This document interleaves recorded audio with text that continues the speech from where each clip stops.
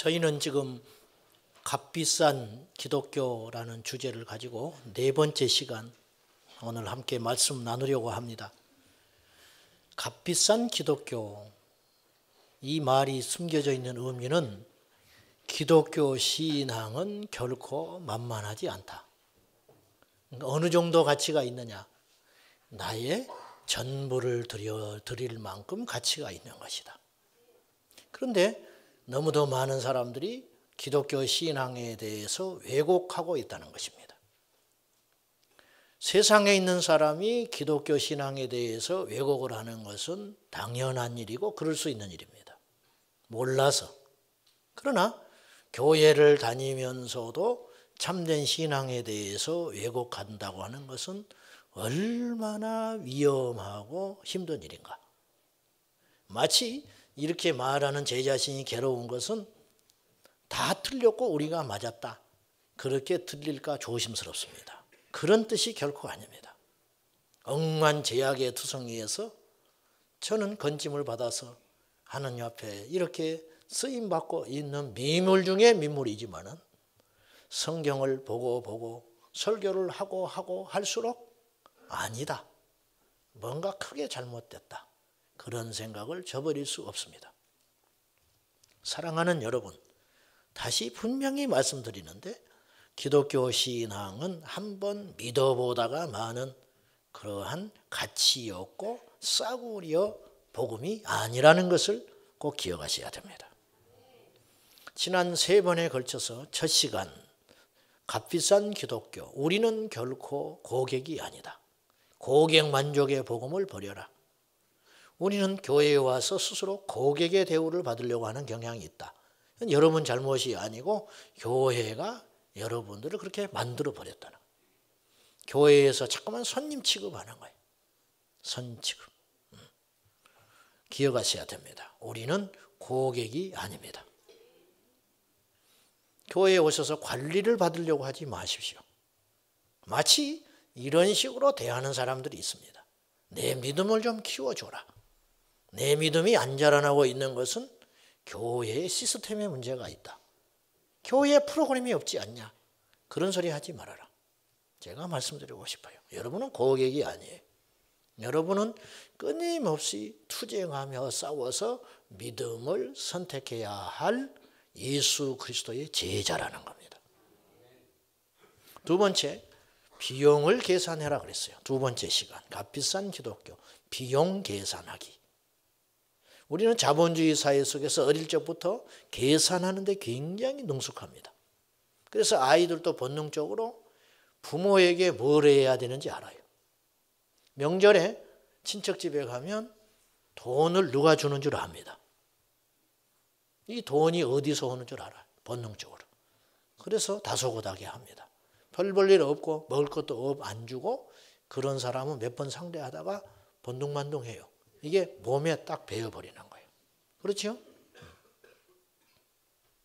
그래서 이미 명절 가기 전에 애들은 계산기를 두드려요. 이번에 얼마를 걷는 것이 목적이다. 철저히 계산하고. 그래서 가서 내가 어떻게 처세를 해야 할 것인가? 그것은 그거에 달라서 바뀌어지는 거라. 이처럼 우리는 계산하는 데 빨라요. 주님은 성경에서 이렇게 이야기하는 것 같아요. 계산이 선 사람만 따라라. 계산이 선 사람. 세상을 버리고 나를 따르기로 결정할 만큼 가치를 느낀 사람. 그 사람만 나를 따라와라. 그렇게 이야기하는 거예요. 계산을 해보시라 그 말이에요. 계산해봐라. 세 번째, 지난 시간에 오직 하나님만 섬기라. 그렇게 우리가 말씀을 나눴습니다. 여러분, 하나님을 대신할 수 있는 교양과 즐거운 것은 세상에 있습니다. 분명히 있어요. 저는 그건 부정하진 않아요. 저는. 어찌 보면 하나님을 섬기는 건 더 무료하고 재미없는 것일 수 있어요. 그렇지만 하나님을 대신할 수 있는 신은 존재하지 않습니다. 자, 하나님 없이도 인생을 재밌게 살 수 있습니다. 하나님 없이도 인생을 보람 있게 봉사하며 사는 사람도 있습니다. 그러나 그 인생을 그렇게 재미나고 신나게 살 수 있을지는 모르지만 하나님을 대신하여 나의 영혼을 구원할 분은 애초에 없습니다. 이걸 기억하시라는 거예요. 그래서 하나님을 섬기고 예수님을 믿는 것은 치사 선택의 문제가 아니고 절대적 선택이라. 절대 믿어야 한다는 거예요. 그 하나님을 믿는 것이 얼마나 큰 일인지 믿기만 하면 천국을 보내고 믿지 않는 자가 얼마나 큰 죄인지 믿지 않는 자에게는 지옥의 불심판을 영원히 경고하고 있겠냐 그 말입니다. 이걸 기억해야 됩니다. 오늘 네 번째 시간입니다. 우리 인생에는 오직 두 개의 갈림길만 있을 뿐이다. 이것에 대해서 함께 말씀 나누려고 합니다. 이 시리즈 설교를 시작하면서 제가 존 메가더 목사님 책을 소개했습니다. 그 책을 여러분이 읽으시는지는 모르겠는데 그 책 119페이지에 보면은 번역이 상당히 어렵게 됐더라고요. 그런데 그 119페이지에 보면 오늘 본문, 이 넓은 문과 좁은 문은 이 비유는 여기 오신 여러분은 거의 알고 있는 이야기입니다. 뭐 더 이상 설명이 필요 없을 정도로. 그리고 어려운 내용의 이야기도 아니에요. 그런데 존 메가더 목사님은 오늘 본문의 이 이야기, 좁은 문과 넓은 문 비유에 대하여 널리 퍼진 통념, 자칫 오해하기 쉬운 통념이 하나 있다. 그걸 경고를 했습니다. 그게 뭐냐면 좁은 문은 천국을 가고 싶은 사람이 선택하는 문, 그리고 넓은 문은 지옥에 가는 것을 감수하고도 걸어가는 사람들이 선택하는 문. 처음부터 확연하게 다르다. 이렇게 이해할 수 있는데 뭐 우리가 이 본문 읽으면 다 그렇게 이해할 수 있잖아요. 좁은 문이 있고 넓은 문이 있다. 그 내가 선택한다. 물론 그건 틀린 말은 아니에요. 결국 저도 오늘 그 이야기를 하게 됐긴 하겠지만은 존 메가더 목사님은 이 이야기에서 이제 이 숨겨진 함정에 대한 이야기를 하나 하는 거예요. 그게 무슨 말이냐면 애초에 좁은 문은 천국행이라고 써 있고 넓은 문은 지옥행이라고 써 붙여 있지 않다는 거예요. 즉 마귀는 넓은 문에다가 지옥행이라고 표지판을 붙일 만큼 어리석은 존재가 아니라는 거예요. 다시 말해서 너무도 많은 사람들이 좁은 문을 버리고 넓은 문을 실상 걸어가고 있음에도 불구하고 자기는 좁은 문을 걸어가고 있다고 착각할 수 있다는 것입니다. 이 오해에 대해서 이야기하는 거예요. 누가복음 18장에 보면 예수님께서 비유를 이야기하셨는데 어떤 비유를 하셨냐면은 바리새인과 세리의 기도에 대해서 비유를 이야기하셨어요. 물론 이 비유의 주제는 겸손입니다. 겸손. 바리새인과 세리가 함께 성전에 올라갔습니다. 기도하러. 올라갔는데 기도합니다. 바리새인이 이런 식으로 기도를 해요. 세리를 보고는 한심하듯이 생각한 거죠. 한심한다듯이. 그러면서 이렇게 기도해요. 하나님 감사합니다. 저는 저 세리 같지 않음에 감사합니다. 저렇게 더럽고 음란하고 악하지 않음에 감사합니다. 저는 일주일에 2번 금식을 하며 11조를 드리나이다. 그리고 내려갔다. 예수님이 말씀하셨어요. 세리는 하나님께 감히 너무도 많은 것을 잘못했기 때문에 고개를 못 들고 부끄러워서 고개도 못 들고 주여 나를 불쌍히 여겨달라고 가슴을 치며 기도했다. 누가 더 하나님 앞에 의로운 자냐? 하나님은 누가 의로운지는 분명하다 이거죠. 그런데 기도하고 내려가는 그 순간까지도 그 본문은 그렇게 써 있지는 않지만 이 숨겨진 이야기가 하나 있어요. 기도하면서 내려갈 때까지 이 바리새인은 자기가 하나님 앞에 의롭지 못하다는 사실을 모르고 간 거예요. 그렇죠? 저의 기도는 하나님께서 들어주셨고 나의 믿음은 옳다. 이 확신 가지고 내려갔을 거 아니에요. 그래서 누가복음 18장 9절은 이렇게 기록하고 있어요. 바리새인이 자기를 의롭다고 여기는 바리새인이 있었다.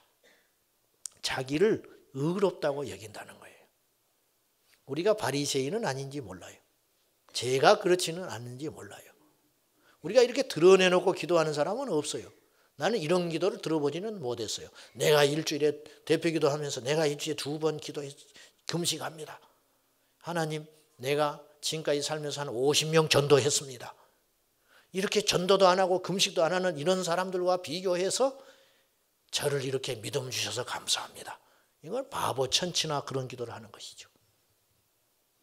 그렇게 기도는 안 하지만 우리 내심에는 어떤 생각을 우리가 갖고 하나님께 나오기가 쉽냐면 나는 그래도 믿음이 쓸만한 사람이야. 아니, 뭐 그런 생각도 안 할 수 있어요. 우리가 하나님께 나올 때 이런 마음을 가질 수 있어요. 내가 가는 이 믿음의 길은 맞아. 내가 이대로 믿으면 천국은 간다. 그런 과신, 혹시 확신하고 있는지는 모르겠어요. 누차 이야기하지만 하나님의 나라는 확신으로 가는 나라가 아닙니다. 확신의 허구성을 아십니까? 이 잘못된 확신과 예정론이 얼마나 많은 사람을 지옥에 보내고 있는지 아십니까?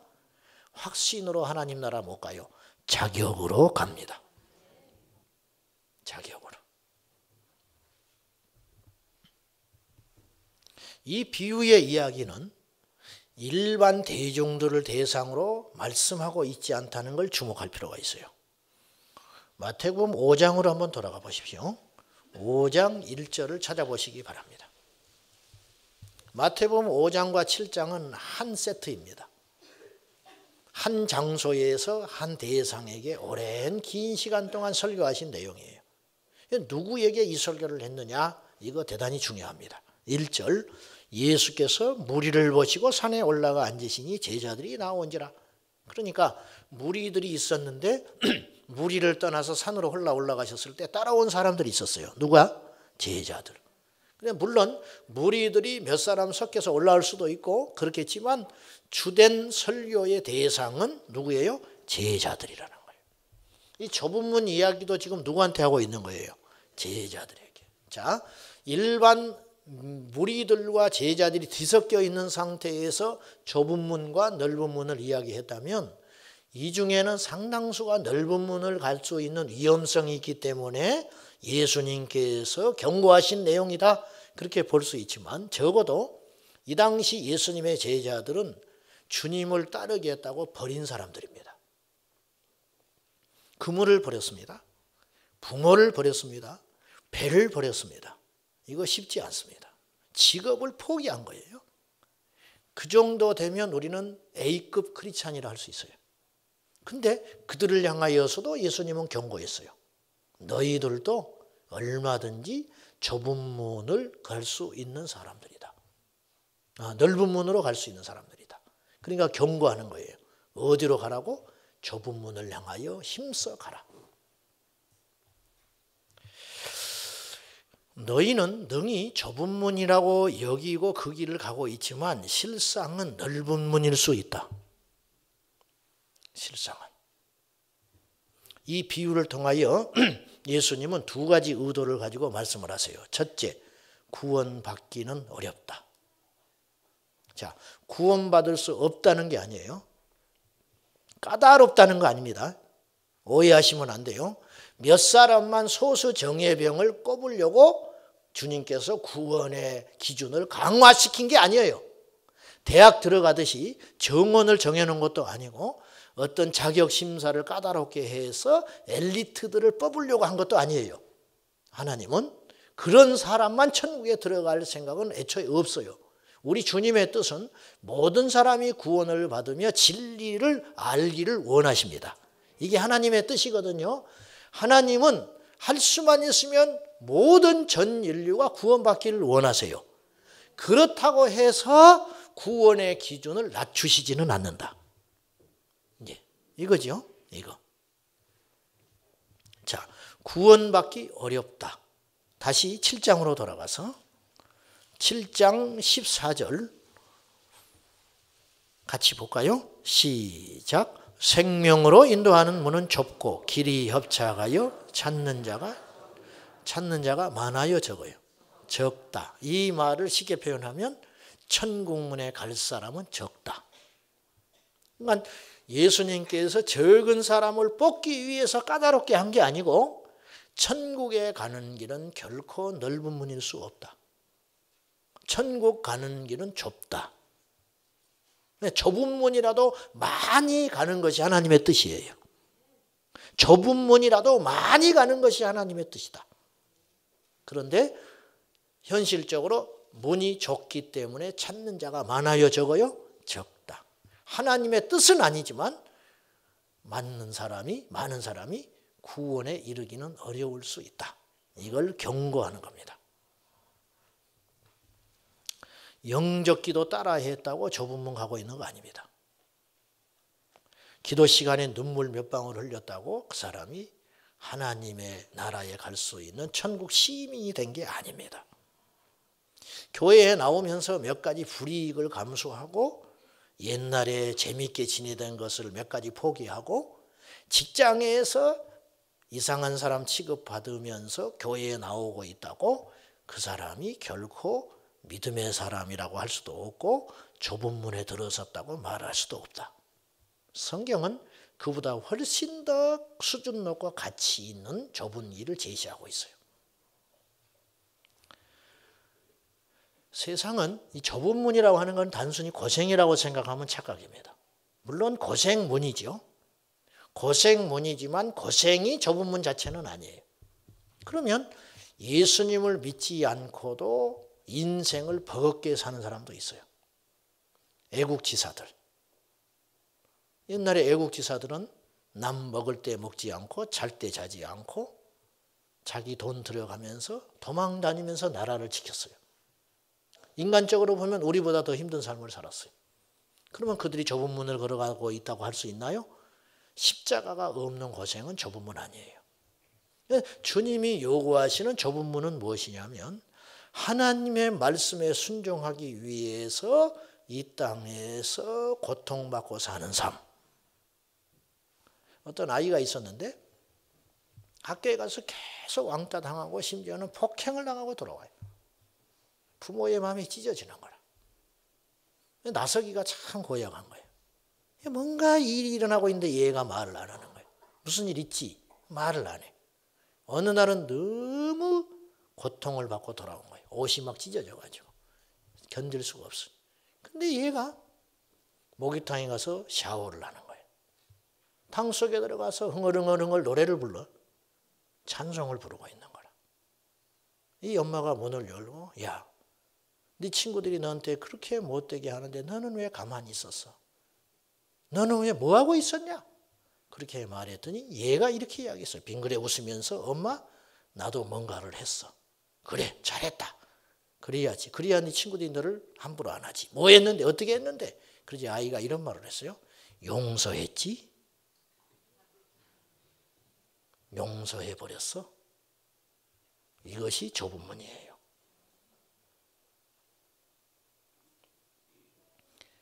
바보처럼 맞고 두들겨 맞음에도 불구하고 인내하는 삶이 좁은 문이 아니고 하나님 말씀에 원수를 사랑하라고 했으니까 오른밤을 치고도 왼밤을 돌려달라고 했으니까 그렇게 할 수 없는 기질이고 체질이고 성격이지만 내 이성 속에 하나님의 말씀을 굴복시켜서 무릎 꿇는 삶, 그 삶이 좁은 문이다. 그러니까 이렇게 사는 사람이 드물지요. 교회에 와서도 자기 뜻대로 살려고 하거든요. 예수 믿으면서도 내 과시해야 시원하고 내 기질은 안 바뀌어요. 그래서 교회 안에 널리 퍼진 거짓 복음이 하나 있어요. 사람은 안 바뀌어. 저는 묻고 싶어요. 사람을 바꾸지 못하는 복음이 무슨 복음의 능력이냐. 사람을 못 바꾸는데 어떻게 천국을 데려갑니까? 그건 거짓 복음이에요. 속지 마세요. 복음을 만나면 변합니다. 예수님 만나면 변해요. 두 번째, 이 비유의 의도는 적당히 살면서 예수님이 원하시는 삶을 살아내는 것은 어려운 것이 아니고 애초에 불가능하다. 즉 하나님도 만족시키고 세상도 만족시키는 삶은 지혜로운 것도 아니고 가능한 삶이 아니라 애초에 불가능하다. 근데 그 불가능한 삶을 사는 사람들이 이 땅에는 많이 있어요. 그러면 그 불가능한 삶을 살아내는 삶은 지혜로운 삶이 아니라 타협하는 삶인 것입니다. 그러면 결과적으로 그는 좁은 문을 걷고 있지 않는 것입니다. 넓은 문에 들어서는 순간 그 문은 절대로 좁혀지지 않고 좁은 문에 들어서는 순간 그 문은 절대로 넓어지지 않습니다. 예수님은요, 끊임없이 틈만 나면, 제자들이 잊을만 하면 어떤 이야기를 하셨냐면 양자택일 선택해라. 툭 던지세요. 근심하고 염려하는 제자들에게 예수님이 던집니다. 염려할래? 기도할래? 염려하고 살래? 기도하고 살래? 염려한다면 기도할 수 없고 너희들이 기도하기로 작정했다면 염려하지 말아라. 기도하면서 염려하는 일은 이론적으로는 가능하지만 불가능하다. 염려가 차면 기도할 수 없고 기도가 차면 염려는 할 수 없다. 양자택일. 천국을 갈래? 지옥을 갈래? 천국은 가고 싶지만 그 길은 험난하기 때문에 지옥 가는 넓은 길로 갈 수는 없을까요? 없다. 그래서 사람들이 만들어 놓은 교리가 연옥입니다. 연옥.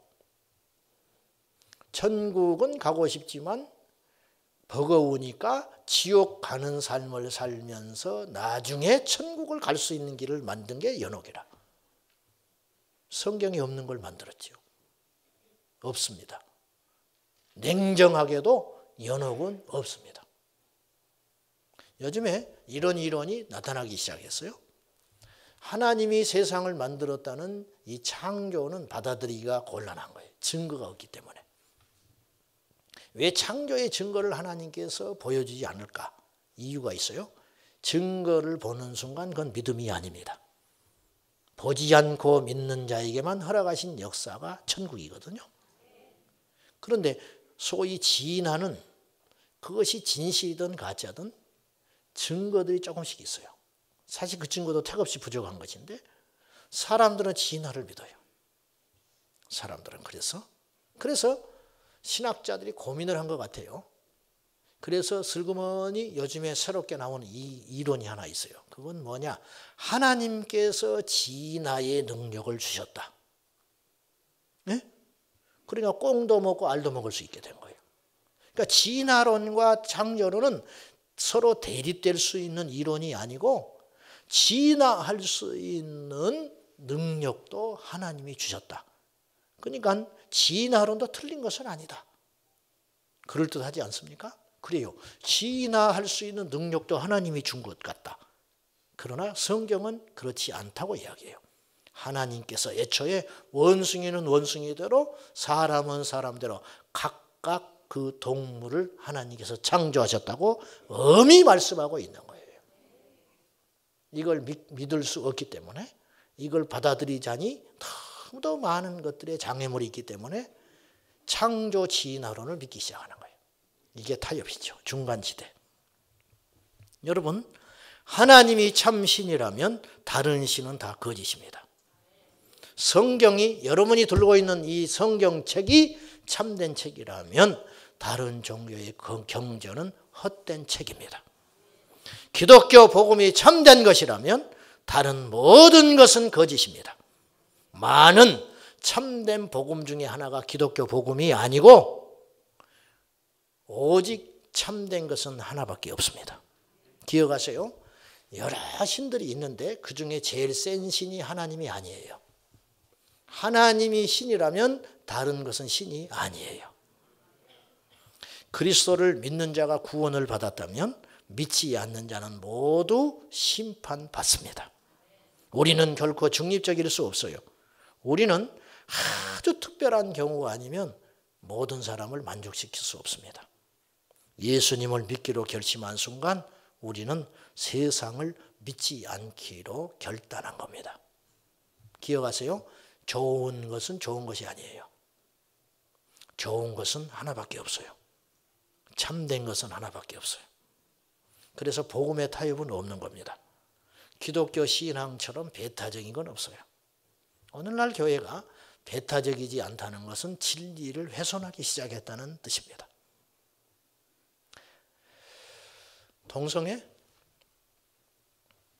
동성애에 대해서 허용하는 것이 왜 그렇게 예민한 문제인가? 이거는 이제 시작에 불과해요. 이걸 허용하기 시작하면 어떤 일이 벌어지는가? 이제 본물처럼 터져서 앞으로 어떤 일들이 일어날지를 몰라요. 여러분, 동성애를 하는 것이 옳은가? 성경에 분명히 기록되어 있죠. 그럼 동성애 하는 사람들도 구원받아야 되지 않느냐? 분명히 말하지만 그는 치료해서 회개시켜서 주께로 나오게 해야 되는 거예요. 동성애자가 교회에 오는 걸 출입을 막아서는 안 되죠. 그러나 제가 우려하는 건 뭐냐면 그들이 맞다고 해서는 안 된다는 거예요. 지금 기독교 어떤 단체에서 김조광수 씨인가? 아시죠? 우리나라 1호 동성애 커플. 그분을 불러다가 강연을 해요. 예. 제가 말하는 거는 그를 배타할 필요는 없지만 불쌍히 여기고 기도하고 주의 사랑으로 긍휼로 기도해야 하겠지만 그를 세워서 옳다고 주장하는 소리에 맞장구 쳐서는 안 된다는 거예요. 여러분이 저를 어떻게 생각할지는 모르겠는데 저는 그래 꽉 막힌 사람이 아닙니다. 저를 이렇게 만나서 이야기를 해보면 알아요. 대부분 그 이마가 넓은 사람들이 넓습니다. 그러나 진리에서만큼은 저는 더 타협해서는 안 된다고 봐요. 여러분, 저는요 이럼에도 불구하고 너무도 많은 걸 많이 타협하고 있어요. 지금 이렇게 말함에도 불구하고 더 저는 버릴 게 많고요, 더 쪼일 게 많아요. 탈북자들이 북한에서 탈북을 하겠다고 결심하는 순간 수백, 수천, 수만 번 생각했을 거 아니에요. 그리고 어느 날 짐을 쌉니다. 그때는 다시는 돌아오지 않겠다고 결단하는 거예요. 남한에 가서 돈 벌어서 다시 돌아오게 하겠다고 생각하는 건 이치에 맞지 않아요. 자기들도 알아요. 돈 벌어서 돌아오겠다고 하는 것은 옛날에 사우디에 돈 벌러 가는 사람들이 하는 생각이에요. 북한을 탈북하는 탈북자들은 자기의 전부를 거는 겁니다. 가족을 버립니다. 재산을 버립니다. 자기의 미래를 포기하는 겁니다. 그렇죠? 즉 북한을 탈출하여 새로운 나라로 간다고 하는 것은 북한을 버린다는 뜻이에요. 예수 그리스도를 나의 구주로 믿는다는 것은 내가 지금까지 믿고 신념 속에 갖고 있던 어떤 것 위에 덧칠하는 삶이 아니라 이것을 버리고 예수 그리스도만을 믿기로 결심하는 겁니다. 근데 오늘날 너무도 많은 그리스도인들이 그렇게 생각하지 않아요. 그래서 안 변하는 겁니다. 좁은 문은 특징이 있습니다. 첫째, 한 번에 반드시 한 사람만 통과할 수 있습니다. 그러니까 이 좁은 문은 사실은 지하철 탑승하러 들어갈 때 들어가는 개찰구 같다고 생각하면 돼요. 막대기가 막아져 있죠. 한 사람만 들어가죠. 승차권 하나에 한 사람. 2명이 들어갈 수는 있죠. 그러나 그건 불법입니다. 하나님의 나라는 여행이 안 통해요. 하나님의 나라는 불법이 없어요. 보세요. 세상에는 때로는 불의한 사람이 잘 되기도 해요. 공부를 잘하던 친구가 대학에 떨어지고 공부를 근근히 했는데 어찌 시험을 잘 봐서 그날 자기 아는 것만 나와가지고 시험을 잘 봐서 꼴찌로라도 들어갈 수 있어요. 그런 행운이 계속 따르는 사람도 있을 수 있어요. 그러나 하나님의 나라는 일체 통하지 않아요. 그러니까 교회를 다니면서도 불확실 가운데 내가 확실하지는 않지만 어찌하면 구원받을 수 있을지 몰라. 그렇게 생각하는 사람은 구원 못 받아요. 존 메가더 목사님은 이런 말을 했어요. 그 책이 아니고 다른 곳에서. 만약에 어떤 사람이 자기가 구원에 대하여 확신이 없다면 내가 구원받았는지 좀 불안하다는 거예요. 그 사람은 구원 못 받은 사람이다. 그렇게 이야기했어요. 구원받은 사람은 자기가 구원받은 줄 안다. 말입니다. 천국행 이동수단은 집단이 타고 내리는 버스가 아니라는 거예요. 어중이 떠중이 같이 탔는데 어찌하다 보니까 내리는 곳이 천국이더라. 그건 안 통해요. 천국 가는 이동수단은 합승이 용납되지 않은 택시입니다. 나 혼자만 가는 거예요. 교회에 다른 사람들과 묻혀서 어찌어찌 갈 수 있는 나라가 천국이 아니에요. 개개인의 철저한 회개와 분명한 회심만이 한 사람을 천국으로 들여보내 줍니다. 믿음의 영역에서 연자제는 없어요. 연자제 아시죠? 부모의 죄로 내가 고통받는 거예요. 그래서 성경에 이런 속담이 나와요. 부모가 포도를 먹었더니 자식의 이가 시다. 아니다. 그런 말이죠. 부모가 포도를 먹었는데 자식의 이가 왜 시냐고 말이에요. 이빨이 시는 건 자기 자신이 시는 거죠. 믿음의 연자제. 즉 부모가 믿음이 좋기 때문에 나도 믿음이 좋다. 천만에 그렇지 않다. 반대로 저주도 자손에게 흐르지 않습니다. 예수를 믿으면 저주는 끝이 납니다. 무당 자식도 목사가 되고 목사 자식도 무당됩니다. 분명히 기억해야 됩니다. 믿음은 철저히 1대1의 문제예요. 좁은 문은 손잡고 줄지어 들어갈 수 있는 길이 아니에요.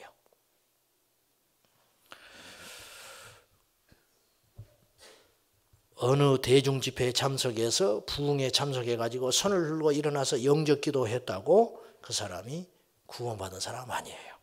구원을 받는 것이 아니고 진정한 구원의 검증은 집회를 끝난 후에 집에 돌아가서 어떻게 살아가는가. 이것이 구원이라. 이것이 구원이라. 구원은 그리스도의 복음은 겉사람만을 바꾸는 게 아니라 나의 속에 있는 진짜 이 사람을 바꾸는 거예요. 두 번째, 좁은 문은 짐을 들고는 절대로 좁은 문을 통과할 수 없어요. 모든 소유를 내려놓고 빈손으로 들어가야 하는 것이 좁은 문이에요. 전철을 들어갈 때 짐이 많다 이거죠. 걸리잖아요. 못 들어갑니다. 물론 짐을 이렇게 보낼 수는 있죠. 짐을 먼저 던져놓고 내가 통과할 수 있어요. 내가 통과한 후에 짐을 끌고 갈 수 있어요. 이론적으로. 어떤 사람 머리에 이고 통과하면 되지. 지금 그렇게 생각하는 사람들이 한 2명 있는 것 같아요. 저는 그런 분하고는 대화를 하고 싶지 않아요. 그런 분하고는. 자, 좁은 문은 짐을 들고 들어갈 수 있는 곳이 아닙니다. 내려놓고 포기해야 가는 거예요. 이런 찬송이 있죠. 빈손 들고 앞에 가 십자가를 붙드네 의가 없는 자라도 도와주심 바라고 생명샘에 나가니 나를 씻어 주소서. 빈손 들고 가야 십자가를 붙들 수 있어요. 내 손에 짐을 지고는 절대로 십자가를 못 붙들어요. 내 고집과 내 아집과 내 경험과 내가 의지하고 생각하는 것들을 그 보따리를 쥐고는 절대로 천국에 못 간다. 버리는 자가 하늘을 얻는다. 그 말입니다. 예수님께서 말씀하시기를 어린아이 같지 아니하면 결코 천국에 가지 못한다. 결단코를 붙여버렸어요. 너희가 어린아이 같지 아니하면 결단코 천국에 가지 못하리라. 어린아이는 어떤 특징이 있는가? 철저히 부모 의존적이에요. 부모가 안 보이면 견디지를 못해. 옆에 왕이 서 있어도 부모가 안 보이면 나에게 모든 걸 줄 수 있다고 여겨지는 사람이 내 옆에 있어도 부모가 안 보이는 순간 이 아이는 울기 시작해요. 어린아이는 스스로 아무것도 할 수 없어요. 어린아이는요, 그냥 두면 죽어요. 이것이 어린아이예요. 여러분이 진짜 하나님의 사람인지 아닌지를 구분할 수 있는 방법이 있습니다. 그건 뭐냐? 여러분의 삶 가운데 하나님이 없이도 너끈히 살 수 있다면 여러분은 예수의 사람 아니에요. 예수님이 없으면 죽을 수밖에 없는 사람, 그 사람이 예수님의 사람이에요. 그러니까 예수님을 대체하고 있는 것이 있다. 그 사람은 절대로 좁은 문을 걷고 있는 사람이 아닙니다. 좁은 문을 향하여 걸어가고 있는 사람은 예수님만 생각하고 예수님만 의지하고 예수님만 붙들고 예수님 떠나면 죽을 수밖에 없는 사람, 그 사람이 좁은 문을 향하여 걸어가는 사람이에요. 오늘날 교회에는 성령이 없어도 끄떡없다잖아요. 초대교회는 아무것도 없었지만 성령이 계셨고, 오늘날 교회는 많은 것이 있어서 성령을 대신할 수 있는 사람, 성령을 대신할 수 있는 시스템, 성령을 대신할 수 있는 재산이 있기 때문에 성령이 떠나도 교회는 무너지지 않는다. 이건 칭찬이 아닙니다. 이거는 욕입니다. 여러분에게서 예수님이 없어도 너끈히 살 수 있다고 한다면 그거는 욕입니다. 그리스도인에게 있어 최고의 치욕이라. 최고의 칭찬. 예수 없이는 나는 살 수 없다. 주 없이 나는 살 수 없네. 넓은 문을 버리고 좁은 문을 향하여 걸어갔던 한 소년을 여러분에게 소개하고 싶습니다. 카타콤의 순교자라는 책에서 나온 이야기인데, 이 소년은 당시 로마의 유력한 집안의 후손인데 13살 먹은 마카스 셀비오 폴리오라고 하는 소년입니다. 실제 있었던 일을 고증을 거쳐서 기록한 책이라고 봅니다. 네 나이가 몇이냐? 13살이다. 3살입니다. 재판관이 묻는 거예요. 너는 크리스찬이라는 죄에 대하여 신문을 받고 있다. 하고 싶은 말이 있느냐? 나는 아무 죄도 범하지 않았습니다. 나는 크리스찬입니다. 그리고 여러 사람 앞에서 이렇게 고백하는 것은 나의 최고의 기쁨입니다. 제국의 법으로 크리스찬이 되는 것은 사형으로 금하고 있다. 네가 만일 크리스찬이라면 너는 죽음을 받지 않으면 안 된다. 나는 크리스찬입니다. 그렇다면 너는 죽어야 된다. 할 수 없습니다. 소년이여, 너는 죽음의 고통이 어떤 것인지 아느냐? 나는 지난 2-3개월 동안 죽음을 많이 보아왔습니다. 나는 항상 내 차례가 온다면 주님을 위해 목숨을 바칠 것을 결심하고 있었습니다. 너는 지금까지 가련한 추방자의 생활을 해왔다. 너의 조상이 쌓아놓은 업적을 봐서 너에게 이야기하는 것인데, 로마인 중에서 가장 궁핍한 거지도 너보다는 낫다. 그는 너보다 고생하지 않고 머리를 숙이지 않아도 너는 먹을 것을 얻을 수 있다. 네가 신이라고 믿는 그 유태인 그 사나이가 너에게 해준 것이 무엇이 있느냐? 아무것도 없지 않느냐? 그뿐이냐? 나쁜 것만 줬다. 정신을 차서 눈을 떠라. 돈도 즐거움도 친구도 제국의 명예도 황제 은총도 이제부터 모두 내 것이 될 것이다. 싫습니다. 조급하고 분별 없는 아이로구나. 그러면 좀 더 알아듣게 가르쳐 줄까? 황제의 노여움이 얼마나 무시무시한지 아느냐? 그보다 무서운 것은 어린 양 예수님의 노여움입니다. 너는 경기장의 공포를 견딜 수 있니? 나는 인간의 강함 이상의 것을 가지고자 바라고 있습니다. 사자나 호랑이가 너를 덮쳐온다고 해도 내가 믿고 있는 분은 내가 그를 필요로 할 때에 나를 버리시지 않을 것입니다. 불에 태워지는 것을 생각해 봤니? 너는 화영의 불길에 견딜 수 있느냐 말이다. 예, 만약에 견뎌야만 한다면 주저하지 않겠습니다. 최악의 때는 잠깐 동안 지나가고 나는 영원히 주님과 함께 살게 될 것입니다. 너는 그 예수라는 사나이는 지금까지 너에게 아무것도 해준 것이 없다. 많은 것을 해주셨습니다. 그는 나를 영원히 살게 하기 위해서 그 자신의 목숨을 주셨습니다. 그에 의해 나는 당신들이 나에게서 빼앗으려고 하는 이 생명보다 더 값진 생명을 얻었습니다. 이것이 최후의 기회다. 어리석은 아이야. 이제 너는 그 바보스러운 생활을 그만두렴. 나는 나의 구주를 결코 배신하지 않겠습니다. 그는 자신의 운명을 결정지은 말을 했다. 사형에 처하거라. 그리고 이 소년은 죽었습니다. 여러분, 기독교 복음은 허구가 아닙니다. 실제입니다. 천국은 이상의 나라가 아닙니다. 우리 생각 속에 있는 나라가 아니고 지옥의 고통은 이 땅에서 생각하는 마음의 고통이 아닙니다. 실제적인 불태움, 그곳이 지옥입니다. 여러분, 하나님께서 여러분에게 주신 것들이 많이 있어요. 물질도 주시고 가정도 주시고 재주도 주시고 그것들을 충분히 누리세요. 집도 차도 자식도 하나님이 다 주셨어요. 그런데 그걸 충분히 누리다가 어느 날 내 앞에 좁은 문과 넓은 문 두 개를 선택하는 갈림길에서 여러분은 좁은 문을 선택하도록 부름받은 자다. 그 사람이 예수님의 제자다. 준비하며 사십시오. 천국의 길에서 이탈하지 마시기 바랍니다. 기도하겠습니다. 하나님 아버지, 빈손 들고 주님께 나가 십자가를 붙듭니다. 길이 좁고 협착하여 찾는 자가 적다 할지라도 그 길을 걸어가는 지혜를 주옵소서.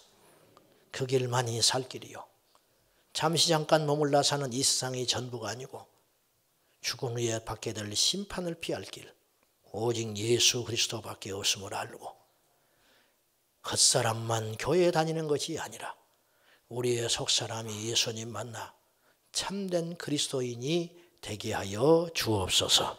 예수님의 이름으로 기도하옵나이다. 아멘. 값비싼 기독교, 오늘 두 번째 메시지입니다. 오늘은 비용 계산하기라는 제목으로 함께 은혜 나누겠습니다. 지난주의 말씀은 우리는 고객이 아니다. 고객. 경영학에서, 세상 경영학 상술에서 다음과 같은 단어가 있답니다. 유인상술. 유인상술이란 말은 무엇이냐면 싼 값에 물건을 판다고 고객을 유인하여서 사실은 매장에서 팔고 싶은 비싼 물건을 결국은 파는 행위, 이것이 유인상술이라 합니다. 요즘으로 말하면 미끼 상품, 그런 표현이 되겠습니다. 기독교 신앙에서 자기도 모른 채 유인상술로 많은 사람들을 끌어모으기 위해서 서서히 타협하는 현상들이 2000년 기독교 역사 가운데 진행되어 왔습니다. 이것은 너무 서서히 그리고 오랜 시간 동안 사람들의 필요에 의해서 맞춰왔기 때문에 누구도 변질된 걸 모를 만큼 무섭게 진행되어 왔습니다. 사람들이 찾는, 사람들이 원하는 메뉴들을 내놓기 시작했는데, 그래서 탄생한 것이 바로 십자가가 빠져버린 긍정신학, 적극적 사고, 이것이 탄생했습니다. 기독교 신앙에서 말하는 진리를 사람들은 선뜻 받아들이기에 부담스러워하고 또한 관심을 갖지 않기 때문에 어떻게 하면 한 사람이라도 많은 사람들을 교회 안에 수용할 수 있는가, 이 고민을 하기 위해서 서서히 메시지의 강도를 낮추고 하나님의 기준이 아닌 사람의 기준에다가 맞추기 시작했습니다. 오랫동안 서서히, 그리고 강단에서 편식을 하기 시작했습니다. 고객이 원하는 음식을 내놓기 시작한 거예요. 당연히 사람들은 그 자기 입맛에 맞는 음식들을 찾아 나서기 시작했습니다. 자기의 건강이 나빠지고 있는지도 모른 채 달콤한 음료를 찾다 보니 어느 날 내 몸에 당뇨가 오게 되고 손발 수족이 잘려나가는 걸 모르는 것처럼 말입니다.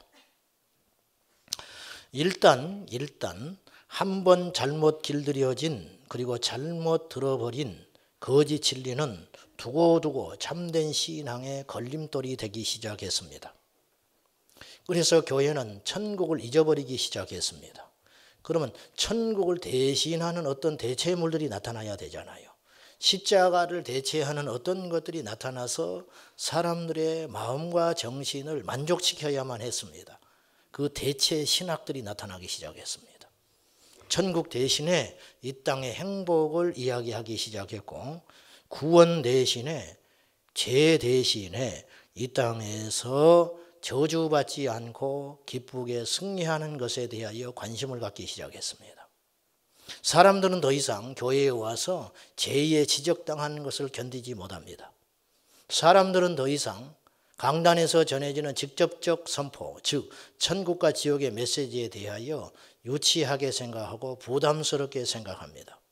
제가 앞으로 1년 동안 천국과 지옥과 재림과 십자가에 대한 설교만 계속하면 우리 교회는 싸늘해집니다. 그리고 숫자도 크게 늘지 않을 수 있습니다.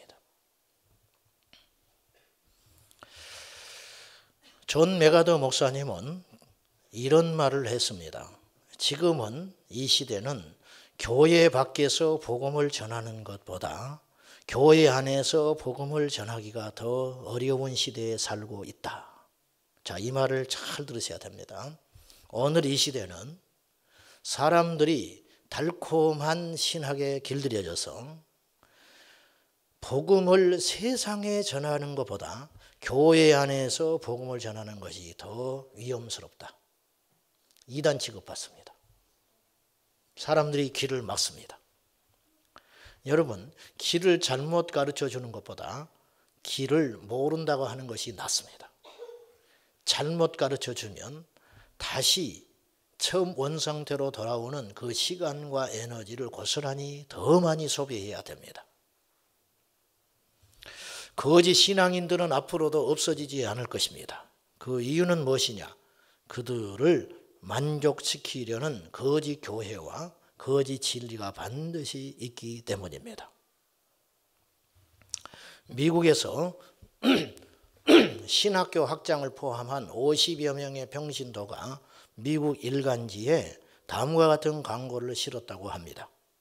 개인이든 집단이든 교회든 종교든 누군가가 하나님이나 하나님의 은혜, 복 또는 은혜를 자신들만 누릴 수 있다고 주장하는 것은 윤리적, 도덕적, 영적으로 크게 잘못된 것으로서 그리스도인들이나 그 밖의 사람들에 의한 독단적 주장은 인간의 고통을 초래한 실수를 정당화하는 역할을 해왔다.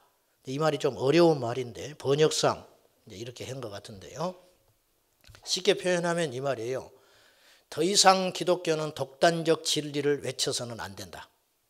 더 이상 기독교는 자신들의 주장만 옳다고 말해서는 안 된다. 이렇게 신학자들과 성도들이 성명서를 낸 것입니다. 이 선언문이, 이 주장이 기독교의 이미지를 개선시킬 수 있고 그리고 더 많은 사람들에게 호감을 일으킬 수는 있을지 모르나 지옥에 가는 사람들을 돌이키게 할 수는 없습니다. 이 광고에 치명적인 실수가 있는데 천국이 빠졌다는 것이고 천국에 가는 예수 그리스도가 빠졌다는 데 결정적인 문제가 있는 것입니다. 여러분, 복음이 무엇입니까? 복음. 누군가 여러분에게 느닷없이 준비가 안 된 상태에서 복음에 대해서 무엇이냐고 물으시면 답하기가 쉽지 않을 겁니다. 복된 소리지, 좋은 이야기이지, 또 들은 말이 있기 때문에 유앙겔리온이라 하더라. 복된 소식. 그거 외에는 뚜렷이 말할 것이 마땅치 않을 거예요. 복음에 대한 오해는 수많은 사람들을 지옥에 빠뜨리게 했습니다. 자, 복음이 무엇입니까? 복된 소리. 그러면 나에게 기분 좋은 소리가 복된 소리일까요? 아이들은 전성적으로 놀기를 좋아합니다. 스마트폰에 빠져서 하루 종일 지내기를 원합니다.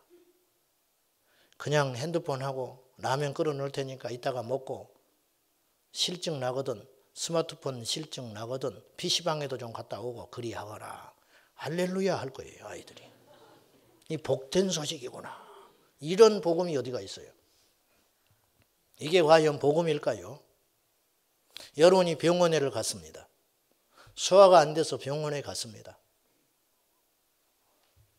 의사가 하는 말, 스트레스를 많이 받아서 그런 신경성이니까 선생님만 그런 게 아니고요. 우리 한국 사람들, 국민 90%가 이런 병을 갖고 있습니다. 걱정 안 하셔도 됩니다. 마음 편히 먹으시고 위장약 며칠 먹어보시고 그러면 괜찮아질 겁니다. 그럼 얼굴이 확 펴요. 아이고 내가 암이 걸려서 죽을 줄 알았는데 그냥 시답제하는 위장병이라는 거예요. 한두 달 먹다가 죽어버렸어요. 그게 복음일까요? 오진에서 죽였다고 합시다. 그건 과연 복음이 될 수 있을까요? 속이 편치 않아서 병원에 갔습니다. 병원에 갔더니 의사가 고개를 갸웃갸웃해요. 왜 이제 오셨습니까? 빨리 수술해야 되겠습니다. 지금 수술해야 낫습니다. 그리고 수술 날짜를 바로 그 다음 날로 잡아줬어요. 굉장히 나를 당황하게 하지요. 청천벽력의 소리이지요. 그러나 이것이 복음입니다. 죄에 빠져서 지옥을 향하여 달려가고 있는 인생들에게 예수님이 오셔서 나를 믿어라. 그리하면 살리라. 이게 복음이라. 중단해라. 계속 너희들이 그 길로 가면 망한다. 이게 복음이라고 말입니다. 복음. 요한복음 5장 24절과 25절에 내 말을 듣고 또 나 보내신 이를 믿는 자는 영생을 얻었고 심판에 이르지 아니하나니 어디에서 어디로 사망에서 생명으로 옮겼느니라. 진실로 진실로 너희에게 이르노니 죽은 자들이 하나님의 아들의 음성을 들을 때가 오나니 곧 이때라. 듣는 자는 살아나리라. 여러분, 죽은 자가 하나님의 음성을 들을 때가 온다. 지금이다. 그 말은 무슨 말이냐? 너희들은 죽은 자다. 그 말이죠. 너희들은 지금 죽은 자라는 뜻입니다. 사람은요, 태어나서 죽는 게 아닙니다. 사람은요, 태어나서 죄를 지었기 때문에 죽는 존재가 아닙니다. 죄를 지어서 지옥 가는 존재가 아닙니다. 사람은 시체로 태어납니다. 사람은 죽어서 태어나는 존재예요. 원죄. 영이 죽어서 태어난다 그 말이요. 그렇기 때문에 태어나서 내 고집과 내 생각과 내 철학을 가지고 살면 100% 지옥 갑니다. 여러분이요, 지옥 가기 위해서 우리는 노력할 필요가 아무것도 없습니다. 가만히 있으면 지옥 갑니다. 다시 한번 말씀드립니다. 죄를 지어서 인간이 죄인이 된 게 아닙니다. 의인은 없나니 하나도 없다. 예수님이 2000년 전에 이 땅에 오셔서 볼 때 다 예수님 눈에는 죽은 자였습니다. 죽은 자가 살아날 때가 온다. 곧 내 말을 들어야 사느니라. 주님이 전하는 말을 들어야 산다는 거예요. 그럼 어떤 말? 복음. 복음을 들어야 산다. 복음을 들어야 산다. 복음이 무엇이냐? 복음. 성경에 복음이라는 단어를 제가 찾아봤습니다. 놀랍게도 구약에 복음이라는 단어가 한 번도 등장하지 않아요. 구약에는 복음이 없었어요. 물론 하나님의 진리도 있고 말씀도 있었지만 승리한 사람들의 이야기도 있지만 복음이라는 단어는 등장하지 않아요. 신약에만 복음이 113번 등장합니다. 근데 어떤 패턴이 있다는 걸 제가 발견을 했어요. 복음이라는 단어가 등장할 때에는 앞뒤에 어떤 문장과 어떤 단어들을 반드시 끌고 오고 있다는 걸 알게 됐어요. 제가 첫째, 복음은 천국이라는 단어와 함께 등장합니다. 복음은 천국이라는 단어와 함께 등장해요. 자, 마태복음 24장 14절에 이 천국 복음이 모든 민족에게 증언되기 위하여 온 세상에 전파되리니 그제야 끝이 오리라. 천국 복음. 복음이란 무엇이냐? 천국 이야기. 여러분, 세상에 어디서 천국에 대한 이야기를 듣습니까? 반대로 교회에서조차 천국의 이야기를 하지 않으면 그건 복음이 없는 교회다. 두 번째, 복음은 하나님 또는 예수님이라는 단어와 함께 등장합니다. 마가복음 1장 1절 하나님의 아들 예수 그리스도의 세계라. 하나님의 아들 예수 그리스도가 복음이라. 예수님이 오심으로 복음이 시작되었다. 사실 이해하기가 쉽지 않아요. 예수님이 오심으로 우리에게 살 길이 열렸다. 세 번째, 전도 혹은 전파라는 단어와 함께 복음이 등장합니다. 마태복음 4장 23절 천국 복음을 전파하시며. 복음은 천국이다. 천국을 까마득하게 잊고 사는 사람들, 현실 속에서 행복과 쾌락과 자기의 욕심과 성공을 위하여 달려가는 수많은 인생들에게 발걸음을 멈추게 한 다음에 천국을 들으라. 이게 복음이었다. 전파. 사도행전에는 복음이라는 단어가 11번 등장하는데 100% 사도행전에 등장하는 복음은 전도, 전파라는 말과 함께 등장합니다. 사도행전은 전도행전인 거예요. 뭘 전도합니까? 복음을 전도하는 행전. 병 고치는 책이 아니에요. 사도행전은. 사도행전은 교회가 급속도로 확산되는 이야기가 아니에요. 사도행전은 복음이 증거되는 이야기예요. 복음. 네 번째, 복음은 진리 혹은 말씀이라는 단어와 함께 등장합니다. 그래서 로마서 2장 16절 나의 복음에 이른 바와 같이 하나님이 예수 그리스도로 말미암아 사람들의 은밀한 것을 심판하시는 그날이라. 나의 복음, 나의 말씀, 내가 전한 메시지, 이게 복음이라. 베드로전서 1장 25절은 더 직접적으로 표현했습니다. 너희에게 전한 복음이 곧 이 말씀이라. 복음은 말씀이라. 정리를 해보면 복음은 나를 천국으로 인도할 수 있는 유일한 진리로서 그 진리의 유일한 시작은 하나님의 아들 예수 그리스도이시다. 즉 복음은 예수 그리스도다. 근데 이 말은 어폐가 있어요. 문장적으로는. 왜냐? 복음과 예수님은 단어 자체가 예수님은 실존하는 어떤 인간 존재를 의미하는 말이고 복음이라는 말은 형이상학적인 말이에요. 살아있는 실체가 아니잖아요. 복음은. 그러니까 언어학적으로는 이 말 자체가 매끄럽지는 않다고 말입니다. 즉 우리 아버지는 사람이다. 이 말이 맞지요. 사람과 아버지는 동격이니까. 우리 아버지는 꽃이다 라는 것은 비유적인 표현이지 맞지는 않는 말이에요. 복음은 예수다. 이 말은 사실은 어법상으로는 맞지 않는 말이에요. 영적으로만 해석되는 말이에요.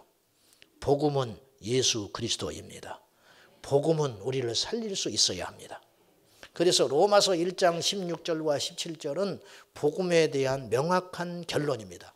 내가 복음을 부끄러워하지 않는다. 그럼 이 복음이 무엇이길래 나는 부끄러워하지 않느냐? 내가 복음을 부끄러워하지 아니하노니 이 복음은 모든 믿는 자들에게 구원을 주시는 하나님의 능력이라. 복음은 두 가지의 기능이 있다는 거예요. 첫째, 믿는 자들에게 구원을 주어야 복음입니다. 두 번째, 하나님의 능력이 나타나야 복음이라는 거예요. 모든 믿는 자에게 구원을 주시는 하나님의 능력, 이것이 복음이라. 1장 17절 말씀하기를, 그래서 이 복음에는 하나님의 의가 나타나서, 복음에는 하나님의 의가 나타나서 믿음으로 시작하여 믿음에 이르게 하나니 기록된 바 오직 의는 믿음으로 말미암아 살리라. 하박국 2장 14절을 바울이 의도적으로 가져온 것이거든요. 여기서 하나님의 의라는 말은 하나님의 공의라는 뜻입니다. 하나님의 공의. 그런데 성경학자들은 여기서 말하는 하나님의 의를 이렇게 해석합니다. 의에는 두 가지가 있다는 거예요. 첫째는 도덕적 의가 있다. 도덕적 옳음, 도덕적 정의. 그런데 오늘 본문에는 하나님의 도덕적 의가 아니라는 거예요. 두 번째 의가 있는데 좀 어려운 표현으로 관계적 의가 있다는 거예요. 관계적 의. 즉 어떤 분과 관계를 맺음으로 발생하는 기준, 이분이 요구하는 것이 있다는 거예요. 그것이 의다.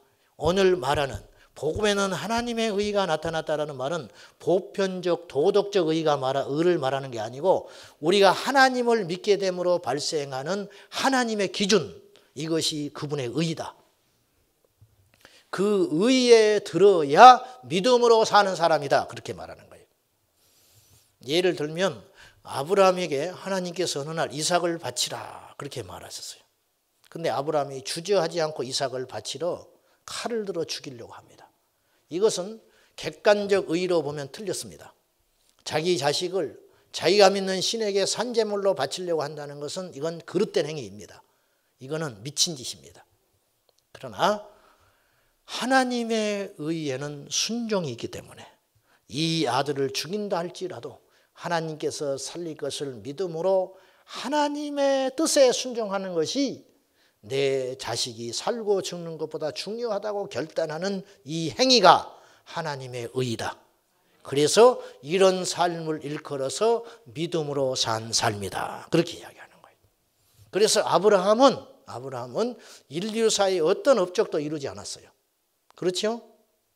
약 20년 전에 미국 타임지에서 인류 역사의 가장 큰 획을 그은 인물, 가장 인류사에 많은 영향을 준 인물이 누구냐 설문을 했는데 넘버원 징기스칸. 제가 잊지도 않아요. 넘버원이 징기스칸이 나왔어요.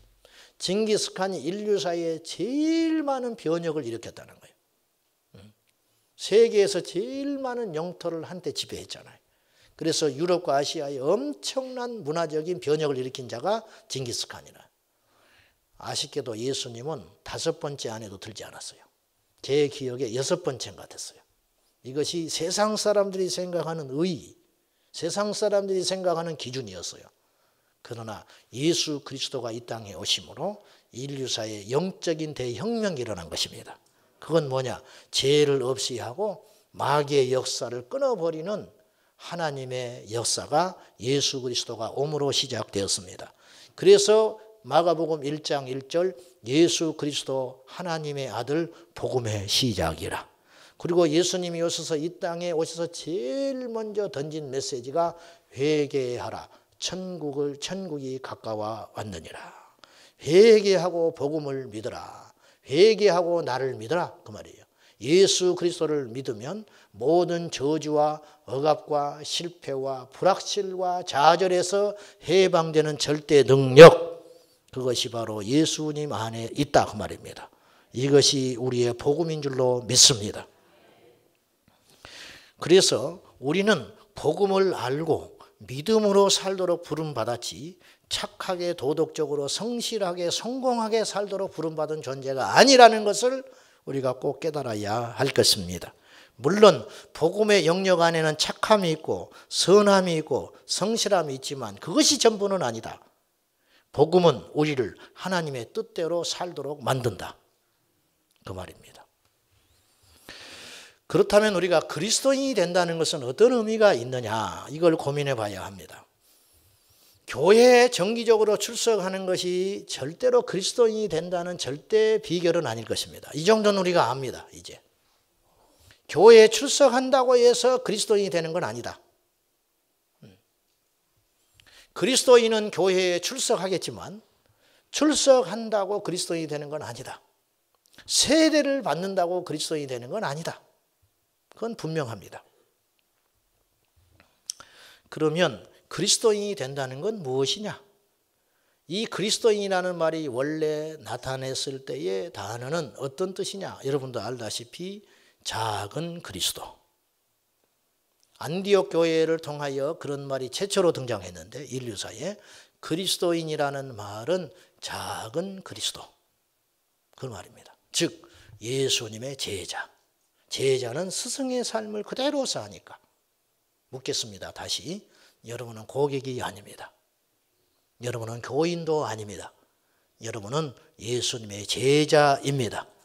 그리고 제자이어야 합니다. 제자가 아니다. 그건 심각한 것입니다. 제자는 선교사가 아닙니다. 제자는 목사가 아닙니다. 제자는 광신자가 아닙니다. 우리를 하나님이 부르실 때 모두 제자로 부르셨습니다. 고객이 아닙니다. 여러분들이 교회를 다니면서 관리를 받고 싶습니까? 고객 관리해 드릴까요? 원하시는 대로 해줄까요? 교회는 어느덧 고객을 관리하는 데 바쁩니다. 리스트를 만들어 놓고 이번 주에 누가 빠졌나? 전화를 돌려야 합니다. 어제 보니까 이 사람이 얼굴이 안 좋던데, 그러면 이제 관리에 들어가야 돼요. 왜 얼굴이 안 좋으신가요? 또 그것도 그렇게 직접적으로 물어보면 자존심 상해하니까 요런저리 요런 소리 저런 소리 뱅뱅뱅 돌리다가 혹시 무슨 일이 있으십니까? 예배 때 보니까 부부간에 따로 앉아 계시던데 관리 들어가야 합니다. 왜 따로 앉아 있는지 원인을 밝혀서 그 문제점을 해결해 줘야 합니다. 이분이 이번 주에는 식사를 안 하고 가시던데 왜 식사를 안 하고 갔는지 빨리 챙겨야 합니다. 관리해 드릴까요? 어떤 분은 내가 교회에서 차지하는 비중이 어느 정도인지 알고 싶어서 일부러 전화를 기다립니다. 월요일 날이 돼도 전화를 안 오고 토요일이 돼도 전화가 안 오고, 아, 나는 VIP는 아니구나. 목사가 나를 잊혀지는 존재로 생각하는구나. 고객 관리해 드릴까요? 그래서 어린아이로 머물러 있고 싶으십니까? 환난이 올 때, 핍박이 올 때 이길 수가 없습니다. 기분이 좋을 때는 넉넉히 승리하겠지만 십자가의 그 고난 앞에 우리는 다 무너지고 말 거예요. 다시 한번 사랑하는 여러분, 고객 되지 마십시오. 진리에 물이 타고 있어요. 진리가 물이 타지더니 진리를 듣기가 희귀해지더니 나중에는 급기야 진리 실종의 사태가 일어나고 있다. 그래서 오늘 믿는 우리 신앙이 전혀 성경적이지 않는 신앙이 되어버렸다. 미국의 미주중앙일보 기자가 존 메가더 목사님을 찾아가서 인터뷰를 했어요. 목사님, 현대 교회가 잃어버린 것이 무엇입니까? 그 목사님은 지체 없이 이렇게 말했어요. 현대 교회가 잃어버린 것은 성경이다. 성경을 잃어버렸다. 성경을 잃었기 때문에 모든 악이 시작되는 거다. 성경으로 돌아가면 모든 것은 해결된다. 사랑하는 여러분, 저는 경영자가 아닙니다. 저는 교회의 리더가 아닙니다. 저는 성경을 가르치는 사람입니다. 저는 성경을 던져주는 사람이에요. 말씀을 먹으십시오. 말씀을 듣지만 하지 말고, 말씀을 듣기만 하여 스스로 속는 자가 되지 말고, 안다, 알았다, 아는 것을 왜 이야기하는가? 알면 자기가 그렇게 사는 걸로 착각하는데 절대 그렇지 않습니다. 안다고 사는 건 아닙니다. 성경은 말씀을 들으라 하지 않고 배우라 하지 않고 말씀을 먹으라. 예수님에 대해서 배우지 말라. 내 살을 먹으라. 내 피를 마시라. 그리하면 내가 너희 안에 들어가 살리라. 누구든지 내 음성을 듣고 문을 열면, 마음의 문을 열면, 심령에 굳게 닫힌 문을 열면 내가 너에게로 들어가 너는 나와 더불어 먹고 나는 너와 더불어 먹으리라. 이것이 바로 그리스도인의 삶이다. 제자로 부름받았다. 본해퍼는 이런 말을 했습니다. 예수님이 우리를 제자로 부르실 때에는 죽으라고 부른 것이다. 오늘 말씀, 지난주와 똑같은 말씀이에요. 25절, 수많은 무리가 갈새 예수께서 돌이키사 이르시되 무릇 내게 오는 자가 자기 부모와 처자와 형제와 자매와 더욱이 자기 목숨까지 미워하지 아니하면 능히 내 제자가 되지 못하리라. 이게 제자예요.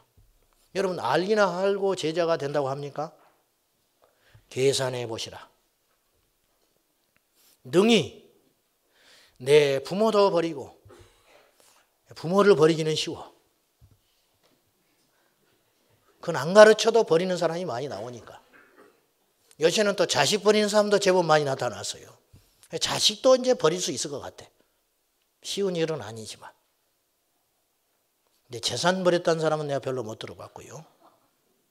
재산 버렸다는 사람 별로 못 들어봤고, 제일 마지막까지 남는 거, 내 목숨. 여러분, 인간이 죄인으로 태어나서 죽을 때까지 붙들고 있는 것이 자기 안에 있는 자아거든요. 자아는 자기 신입니다. 여러분, 우리가 복음을 만나지 못하고 십자가를 만나지 못하고 살아계신 하나님을 인격적으로 진짜 만나지 못하면 죽을 때까지 내 신은 내 자신입니다. 하나님이 내 신이 아니에요. 여러분의 신이 바뀌어야 거듭나는 겁니다. 여러분의 신이 바뀌어야 제자 되는 겁니다. 만만치 않지요. 그래서 값비싼 기독교다. 타락한 인간을 지배하고 지탱하는 힘은 자존심인데, 인간의 자존심은 자기 세계의 왕입니다.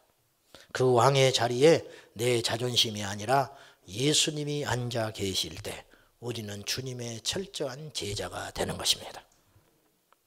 예수님께서 제자가 되라 그렇게 던져놓으시고 난데없이 두 가지 이야기를 가져왔어요. 하나는 망대를 세우는 것과 하나는 싸움하는 이야기를 가져왔어요.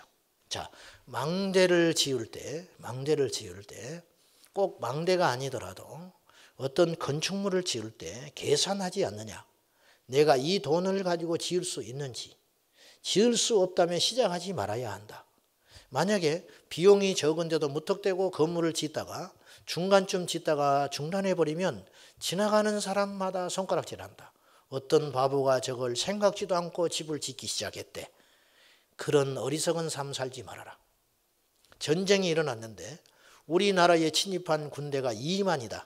근데 내 수중에 있는 군사는 10,000이다. 그러면 임금은 생각을 해야 된다는 거예요. 그때. 이 10,000의 군사로 상대방 20,000을 이길 수 있는 확신이 있으면 싸워라. 그러나 이길 수 없는 싸움 같으면 빨리 사신을 보내서 굴욕적이지만 많은 것을 잃게 되겠지만 그래도 죽는 것보다는 낫기 때문에 다음 기회를 도모하고 화친을 맺어라. 이것이 지혜다. 이게 무슨 말이냐면 비용을 계산해 봐라. 자, 예수님의 제자가 되라. 그리 해놓고 예수님의 제자가 되기 위해서 부모도 처자도 재산도 내 목숨까지도 내놔야 한다. 그리 놓고 계산해 보라는 거예요. 그렇게 내놓아야 할 만한 가치가 있는 것인가? 예수님의 제자가 되는 것이 호락호락한 문제가 아니고 그렇게 엄청난 대가를 치러야 하는 것인데 그만한 가치를 치르고서라도 제자가 되는 것이 낫다고 여겨지는 사람만 남아라. 그랬더니 다 떠나갔어요. 그리고 남는 사람이 12명 있었습니다. 이것이 요한복음 6장 이야기입니다. 어렵도다. 이 말씀은 어렵도다. 그리고 많이 떠나가고 12명만 덩그리 남았는데 주님이 묻습니다. 또 확인하는 거예요. 너희도 떠날래? 그때 베드로가 주여 영생의 말씀이 여기 계시오니 우리가 어디로 갑니까?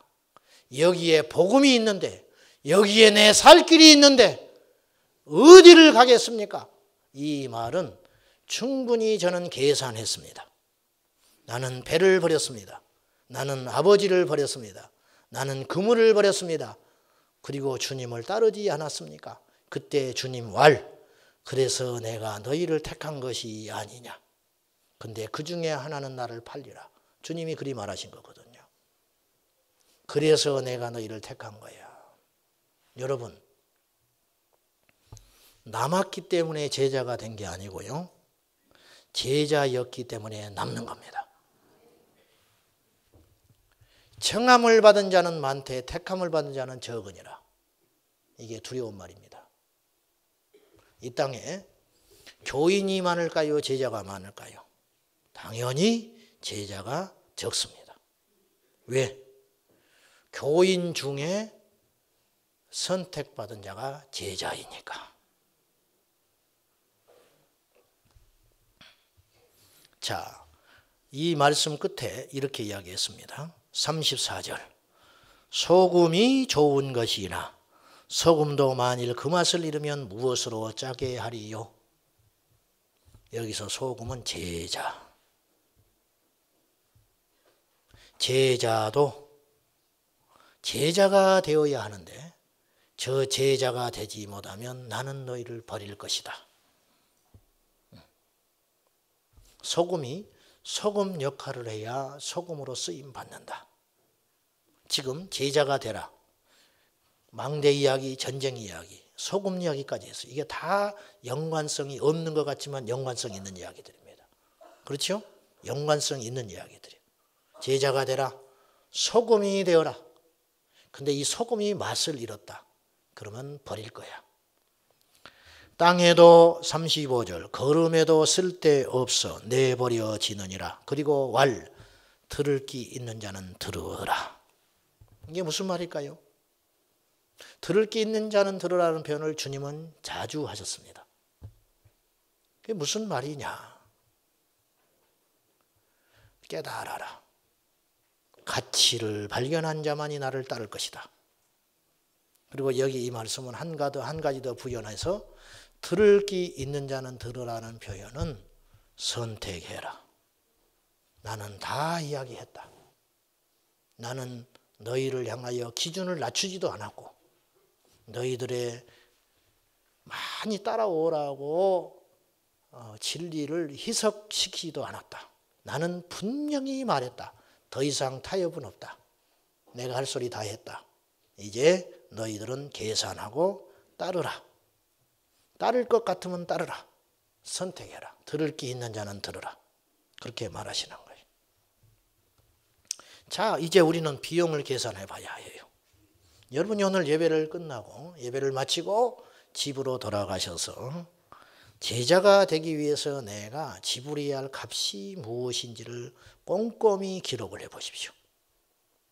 내가 예수님의 제자가 된다는 건 다 우리 안에 그런 열망은 있는데 그렇게 되어야 한다는 당위성도 있는데 예수님의 제자가 됨으로 더 이상 가서는 안 되는 것이 어딘지를 써보십시오. 예수님의 제자가 됨으로써 더 이상 하지 말아야 할 말은 무엇인지 기록해 보십시오. 예수님의 제자가 됨으로 더 이상 만나서는 안 되는 사람이 누구인지 기록을 해 보시라 그 말입니다. 그리고 그것들을 다 하고서라도 예수님의 제자가 되는 것이 남는다고 여겨지거든 여러분들은 주께로 나오셔야 됩니다. 부자 청년이 있었습니다. 선한 선생이여 내가 어떻게 해야 영생을 얻겠습니까? 어떻게 해야 내가 천국을 갑니까? 그 말이거든요. 네가 율법을 지켰느냐? 자신이 있었어요. 옳거니 어릴 적부터 지켰습니다. 즉 한 번도 어기지 않았습니다. 그래. 그런데 너한테 한 가지 부족한 것이 있다. 네 그 많은 재산을 가난한 자에게 다 주고 나를 따르라. 이 말을 듣는 순간 계산하는 거예요. 이 부자 청년이 계산한 거예요.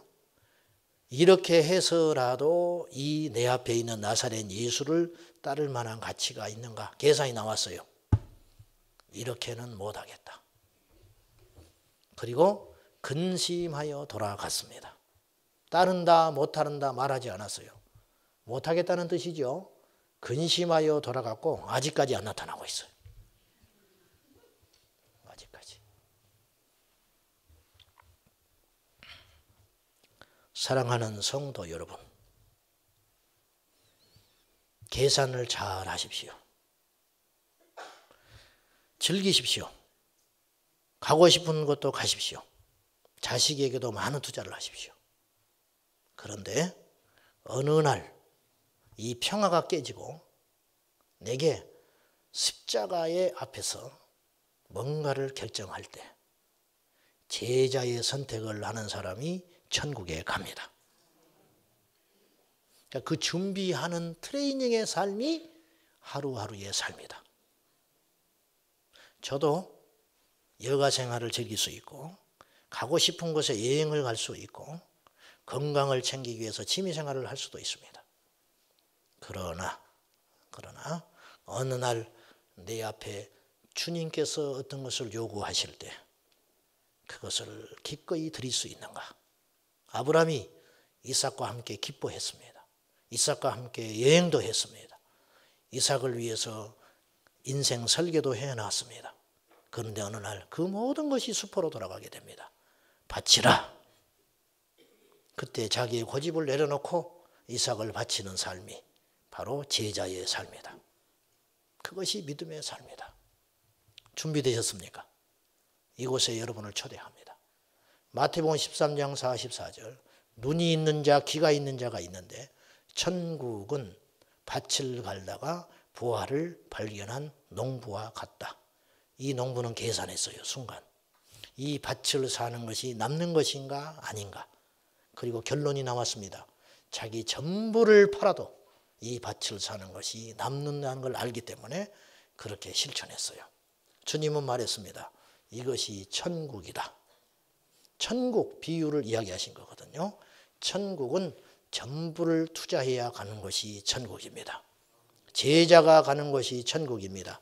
그러니까 구원받는 것과 제자가 되는 것과 나의 삶의 중심에 예수님이 왕이 되신다는 것은 다른 이야기들이 아니라는 거예요. 똑같은 이야기다 그 말입니다. 기도하겠습니다.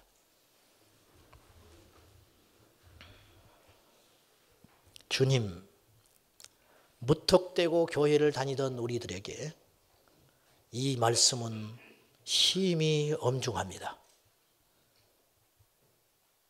예수님을 따라 목사가 되는 것이 무엇을 의미하는지,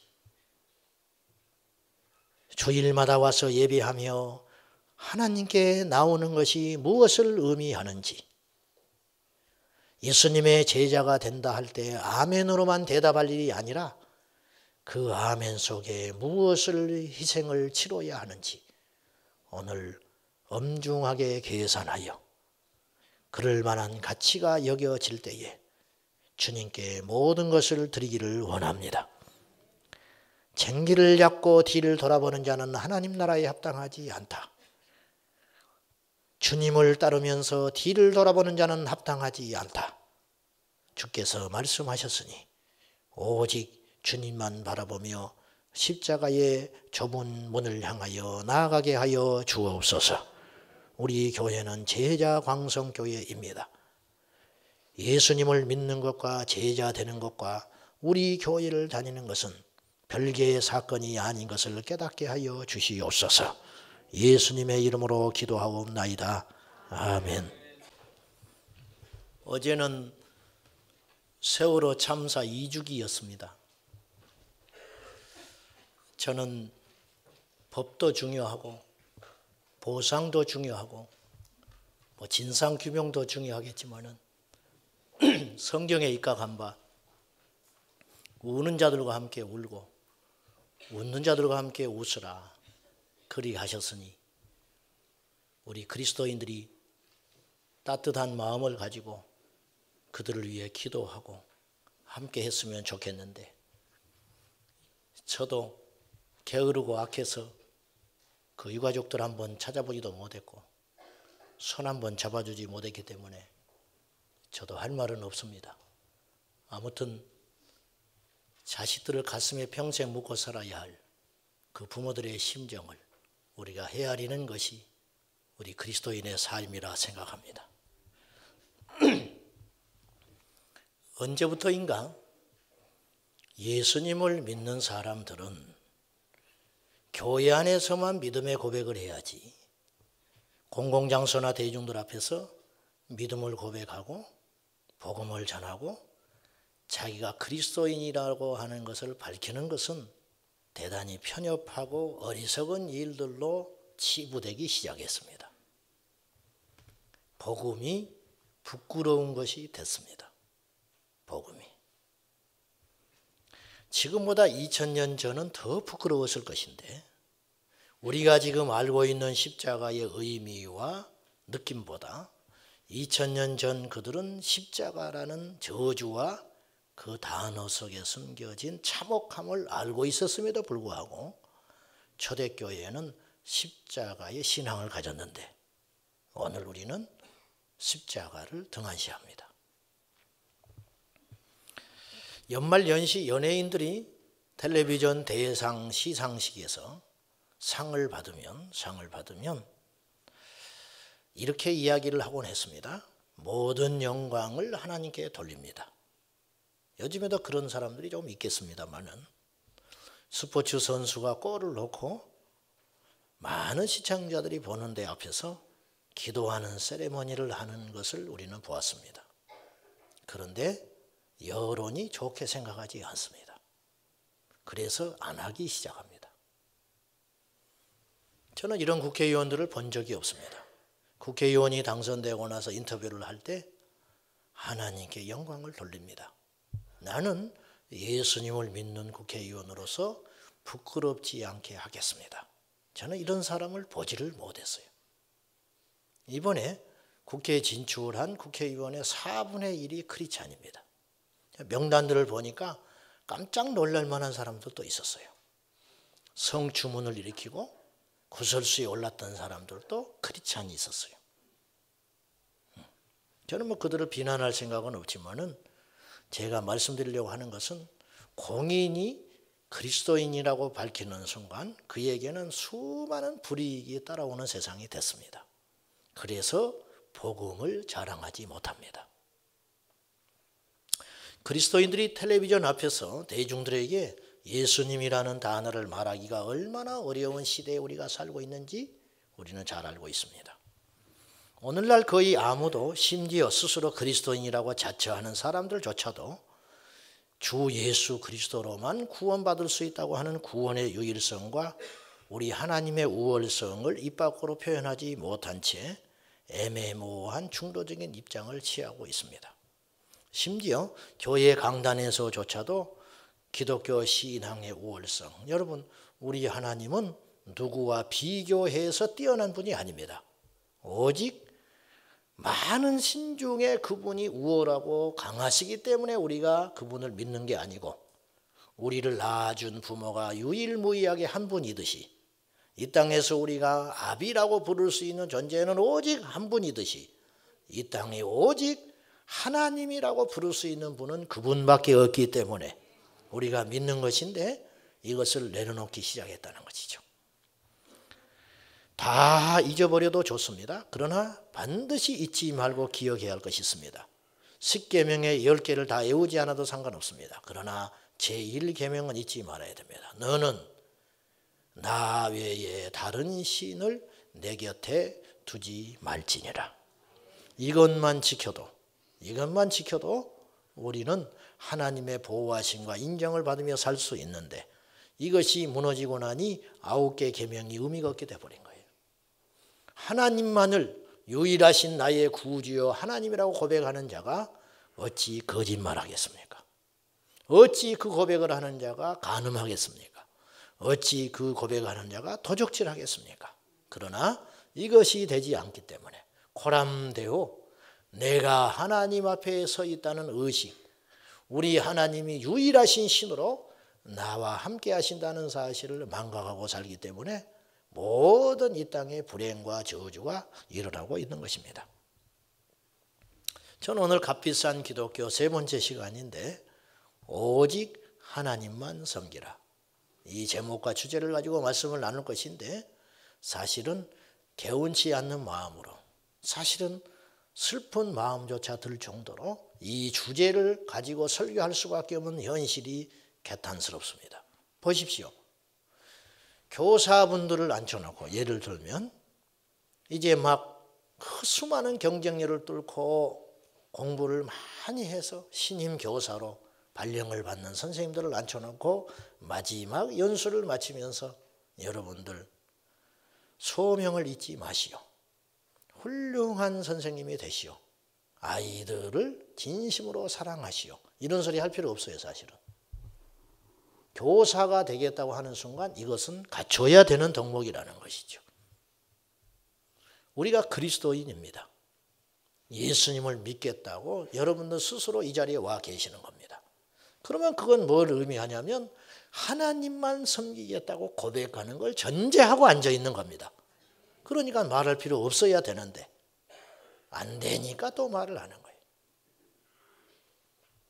한경직 목사님 돌아가시기 전에 목사님들이 다 모여있는 초청된 자리에서 목사님에게 한마디 고언을 하라고 부탁했을 때 한경직 목사님 같이 큰 영적인 거목이 과연 무슨 말을 하실까?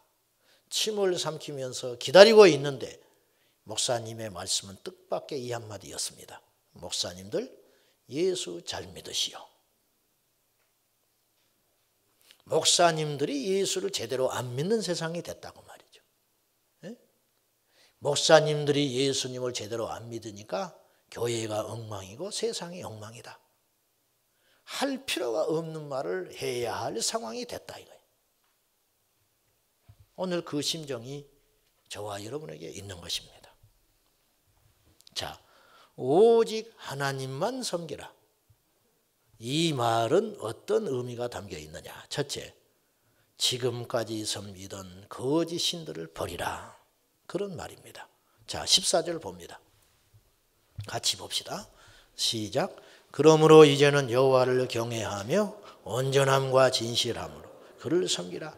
너희의 조상들이 강 저쪽과 애굽에서 섬기던 신들을 치워버리고 여호와만 섬기라. 여러분, 여호와 하나님만을 섬기려면 전제 조건이 필요합니다. 그게 뭔지 아십니까? 다른 우상 신들을 치워야 해요. 누차 이야기하지만 이스라엘 백성들은 하나님을 사실은 떠난 적은 없어요.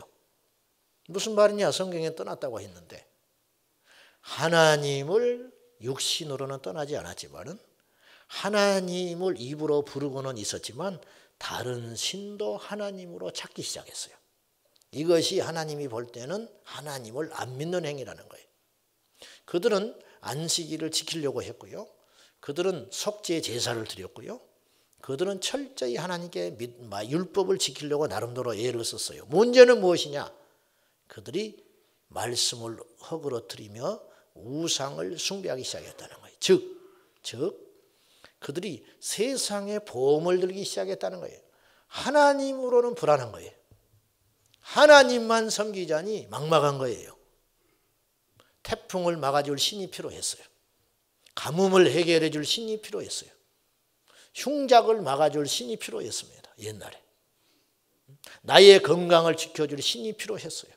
그래서 그들은 하나님께 제사하고 돌아오는 길에 우상 앞에 또다시 보험을 들었어요.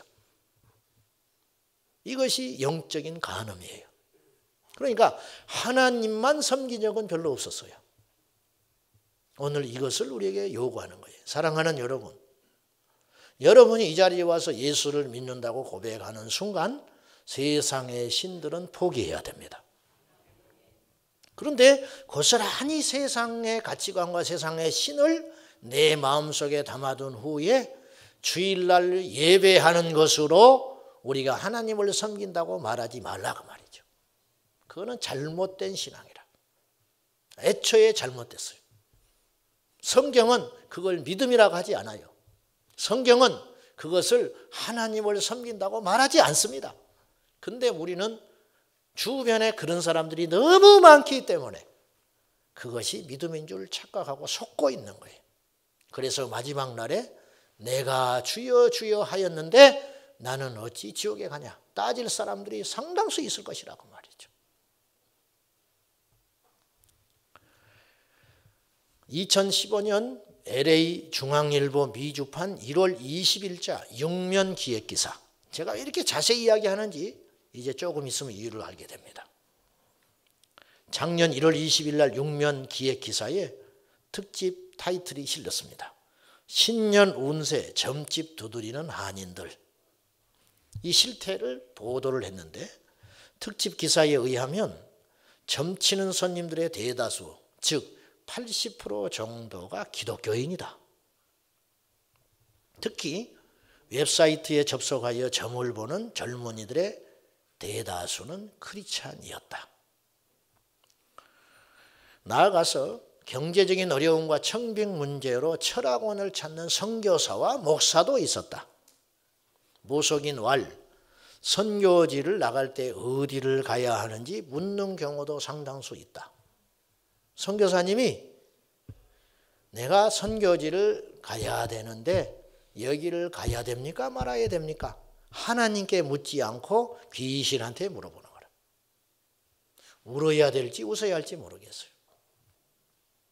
목사님이 목회를 할 청빙지가 없어서 어렵다 보니까 하나님께 기도하다가 응답은 없고 지쳐서 그러는지는 모르지만은 점장이한테 찾아가지고 나의 목회지는 과연 언제쯤 나올 것 같으냐. 누가 나에게 여기를 오라고 그러는데 여기를 가는 것이 맞겠냐 가는 것이 맞지 않겠냐. 이것을 귀신한테 물어본다고 말이에요. 이 정도 지경이 돼버렸다는 거예요. 그럼 미국의 한인 교포사회에만 이런 문제가 있는가? 아닙니다. 우리나라 어느 목사님 사모님이 동창회에 갔어요. 근데 그 동창회에 오랜만에 갔는데 그 동창 중에 부천의 모 교회를 다니는 집사님이 계셨어요. 근데 이 집사는 부끄러운 생각도 없이 사모님 앞에서 미아리 점집의 단골이라고 이야기를 했어요.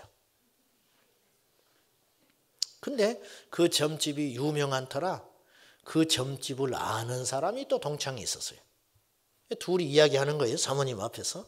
그러다가 이런 말을 하기 시작했어요. 그 점집이 지점을 냈다. 부천에다가 냈으니까 당신 미아리까지 그렇게 다닐 필요 없다. 좋아하면서 그 자리에서 연락을 저를 받아가지고 전화를 했어요. 내가 언제쯤 가면 좋겠는가? 손님이 많으니까 예약을 해야 되는 거예요. 금요일 날 저녁은 안 된다. 왜 그러냐? 손님이 많아서 그러냐? 이 무속인 왈 기가 막힌 소리를 했어요. 금요일 날은 금요철야 교회를 가야 한다. 그러니까 와도 점을 봐줄 수 없다. 오늘날 교회가 얼마나 영역이 없어져 버렸냐면은 귀신 들려 점하는 점장이가 교회에 가도 무섭지 않는 교회가 됐다는. 여기도 혹시 와 있는지는 모르겠지만은 물론 구원은 받아야 하지만 두려움으로 와야 되는 것이죠. 두려움으로. 오늘날 교회 십자가 종탑에서 마귀가 졸고 앉아 있답니다. 할 일이 없어서. 이 정도 됐으니 말 다 했죠. 복음의 선명성을 잃어버린 교회와 교인은 사탄의 조롱거리가 됩니다. 여러분이요, 예수님을 믿는 것이 왜 부끄럽습니까? 여러분이요, 주일날 교회 오는 것이 왜 부끄럽습니까?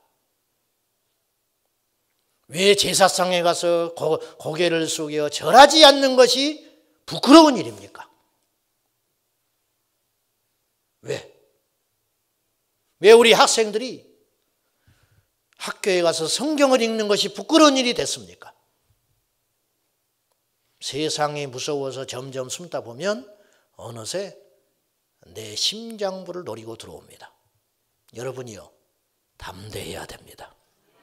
나를 살린 복음. 존 메가더 목사님은 값비싼 기독교에서 이렇게 이야기했어요. 에이즈 퇴치약을 발명한 과학자가 부끄러워서 숨겠냐? 그렇죠?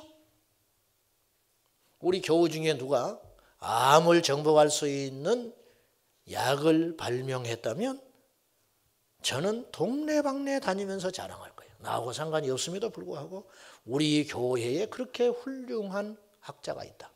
의사가 있다. 그런데 전 인류를 구원하신 예수 그리스도의 십자가의 복음의 능력이 그것만도 못하겠냐. 그래서 자랑을 안 하고 사는 거예요. 자랑은커녕 직장에 가서 30년을 그 직장을 다녀도 주변의 사람들이 내가 교회 집사인 줄을 모른다. 이렇게 믿으면 안 됩니다. 진짜 믿음의 사람은 제 이야기를 하자면 부끄럽지만은 진짜 제가 목사라면 우리 교회에서만 목사로 인정받는 게 아니고 세상에 나가서도 목사요.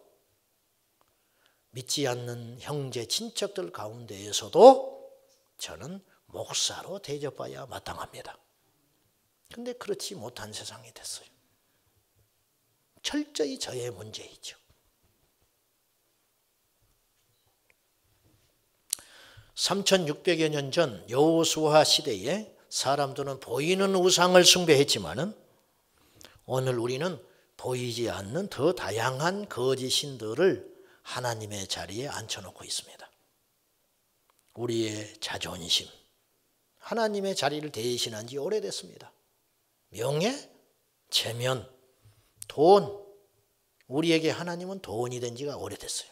건강, 다이어트, 외모를 꾸미는 것, 자식, 이것들이 하나님을 점점점 대신하더니 나중에는 당연시 됐어요.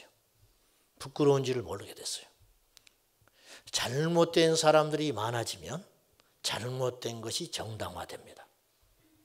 왜 국회의원들이 버젓이 부끄러운 일을 하고도 또 출마하고 또 출마하고 그러는지 아세요? 범죄자가 40%야. 국회의원 후보자들이. 그 사람만 그랬다면 그 사람은 다시는 고개 못 들고 출마 못해요. 나만 그랬냐 이거예요. 다 그런 것이지. 나만 담배 피우냐? 장로도 피우더라. 나만 술 먹냐?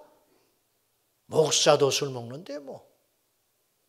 이렇게 돼버린 거예요, 교회가. 급격히 무너져 버리는. 그래서 복음의 능력이 대접받지 못한 세상이 돼버린 거죠. 우리에게 질기고 질긴 자아의 우상이 있습니다. 우리 안에. A.W. 토저는 이런 말을 했어요. 당신이 하루 종일 제일 많이 생각하는 게 뭐냐? 그게 하나님이다. 당신이 제일 많이 출입하는 장소가 어디냐? 그곳이 예배당이다. 그렇죠? 당신이 제일 많이 돈을 쓰는 곳이 어디냐? 그것이 하나님이다. 맞는 말이에요.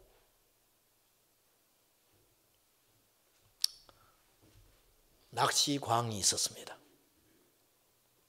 낚시광. 예수님을 믿는 낚시광. 그분이 제일 행복할 때가 언제냐? 낚시 장비 챙겨서 나갈 때. 그분에게 예배는 그것입니다. 테니스에 빠진 목사님이 계셨습니다. 제 아는 선배의 형님입니다. 현재 목회자입니다. 비 오는 수요일 오후에 테니스를 치러 갑니다. 누구도 치러 안 와요. 비 오는 날 누가 테니스를 치러 오겠어요? 오지 않을 줄 알지만 가는 거예요. 왜? 0.01%의 확률을 걸고 가는 거예요. 누가 나와 있을 줄도 모르고 가는 도중에 비가 그칠 수도 있다. 그리고 허겁지겁 돌아와서 예배 30분 전에 샤워를 하고 강단에 섭니다. 여러분이요. 그분에게 하나님은 테니스입니다. 저는 그분을 비판할 생각이 없어요. 저도 그런 것이 있으니까. 여러분, 술, 담배를 하고 주의를 제대로 지키지 않는 것만이 그릇된 크리스찬이 아닙니다. 우리 안에 하나님보다 소중히 여기는 것이 반드시 있습니다. 그것이 우상입니다.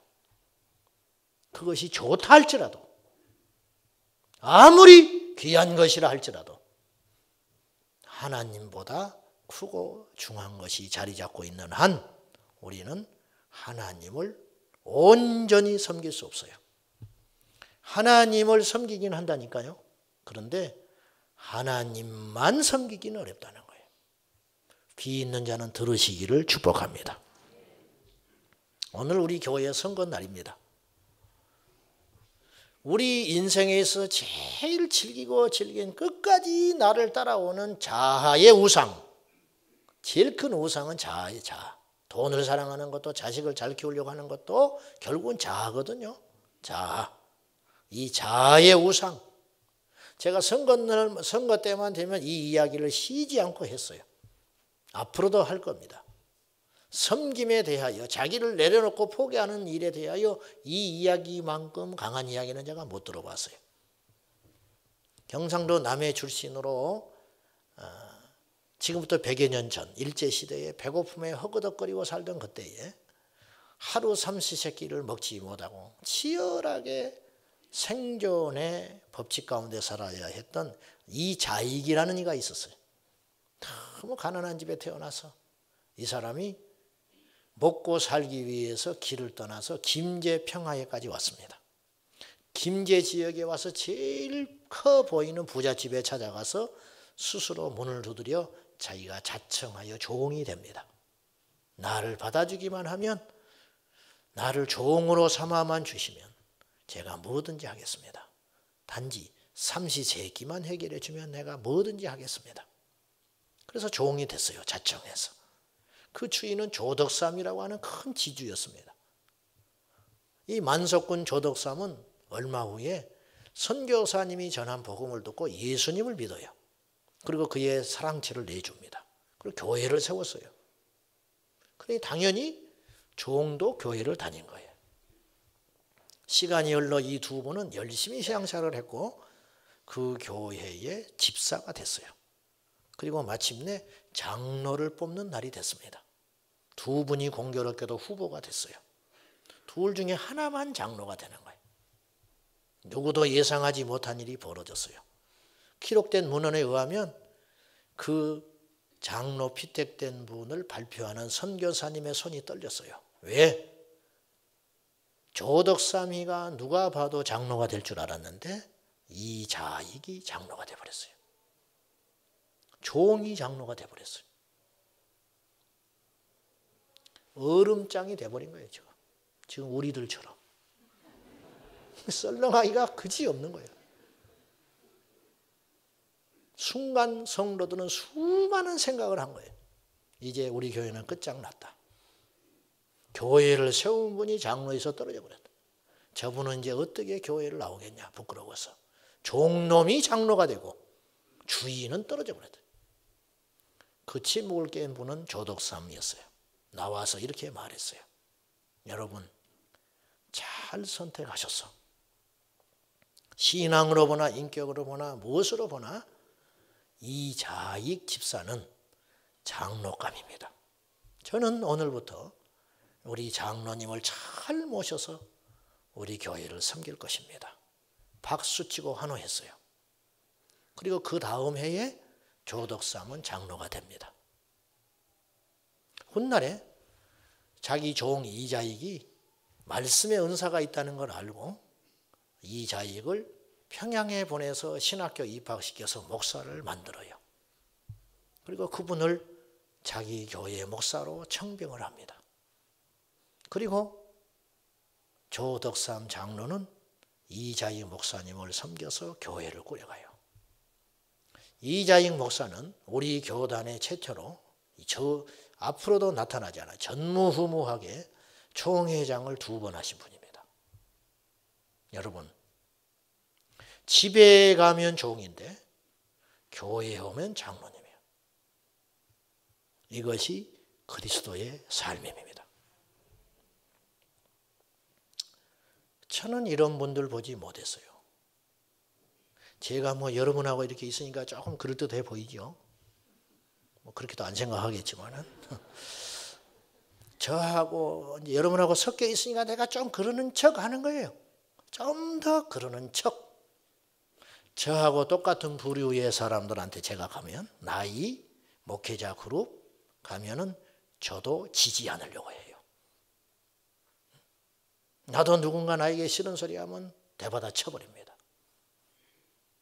옛날에 눈으로 제압을 해가지고 내가 너한테 질 게 뭐가 있냐, 내가 네보다 못난 게 뭐가 있냐. 여러분, 뭐가 그렇게 잘나셨어요? 뭐가 그렇게 억울합니까? 왜 그리 쓸데없는 걸 자랑하고 삽니까? 왜 남을 그렇게 짓밟고 올라가지 못해서 안달이세요? 뭐 때문에?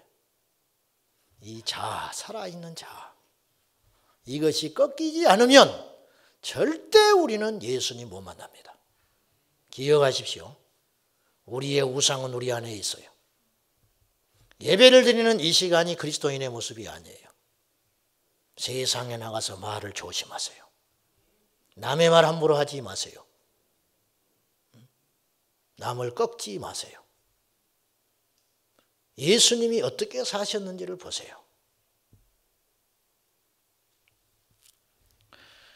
한 가지 더, 오직 하나님만 섬긴다고 하는 것은 어떤 경우에도 하나님을 섬기는 거예요. 어떤 경우에도. 여러분, 하나님과 딜하려고 하지 마세요. 조건부 신앙은 절대 신앙이 아닙니다.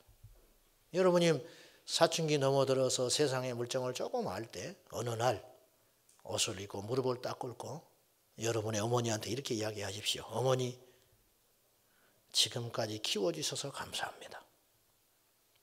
이제 제가 내 힘으로 자수성가할 만큼 됐는데 앞으로 어머니가 저한테 어떻게 하느냐를 보고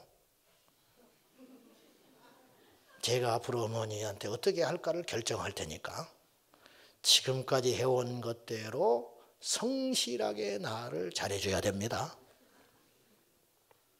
정신병자지요? 그렇지 않습니다. 어머니이기 때문에, 나를 낳아준 부모이기 때문에 무식하고 개팍하고 가진 것이 없어도 그분만을 부모로 섬기는 겁니다. 하나님을 우리 부모님과 비교하겠습니까? 능력이나 사랑과 깊이를 그분과 비교하겠냐? 어미는 자식을 버릴지라도 여호와는 버리지 아니하신다. 주님은 그래 하셨거든요. 여러분, 제가 보니까요, 아이 낳아놓고 너무 피곤하니까 애 젖을 먹여다가 떨어뜨리더라니까요. 애를 젖을. 자, 부모의 사랑은 죽더라도 않는 것인데 어쩔 수 없이 떨어뜨리더라고. 이게 인간이 가진 한계라. 하나님은 한계가 없는 분이에요. 하나님은. 광야에서요, 40년 동안 만나를 신적이 없이 주셨고, 우리는 그것만 기적으로 생각하는데, 불기둥과 구름기둥, 만나, 메추라기, 생수가 터지는 거, 이것만 기적으로 생각하는데, 신명기 말씀에 의하면 그렇지 않아요.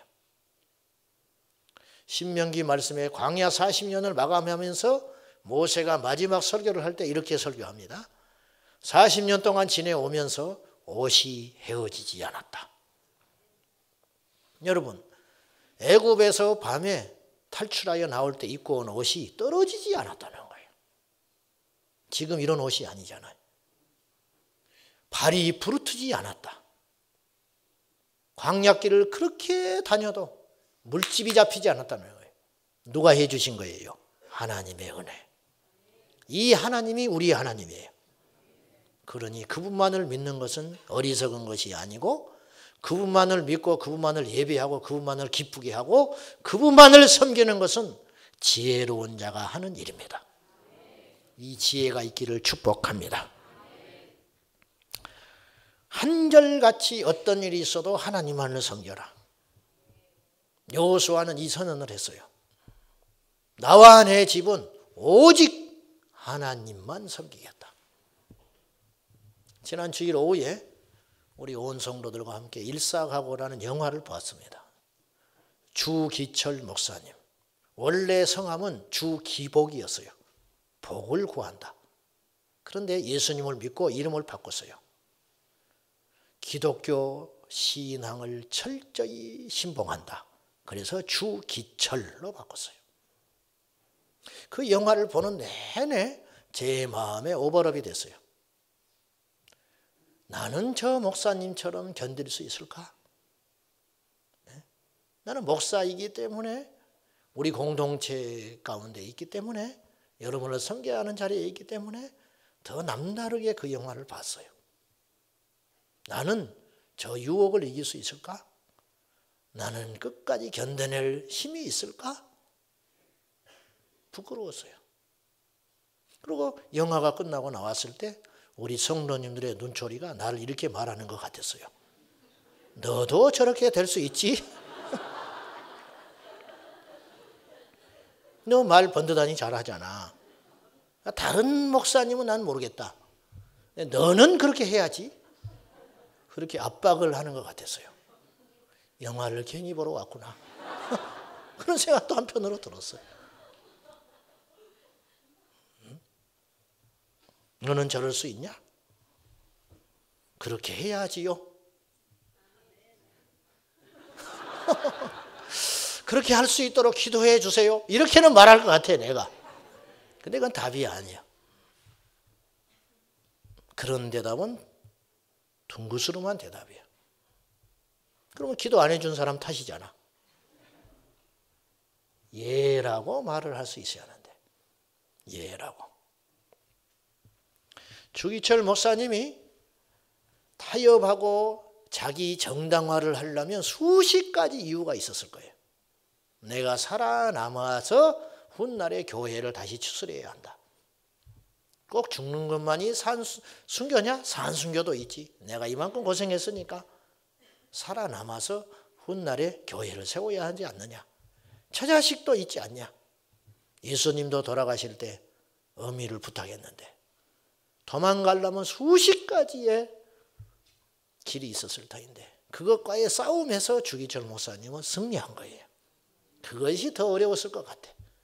육체로 당하는 고난보다 끊임없이 밀려오는 사탄의 잠수 앞에 이기는 것은 결코 녹록지 않았을 거예요.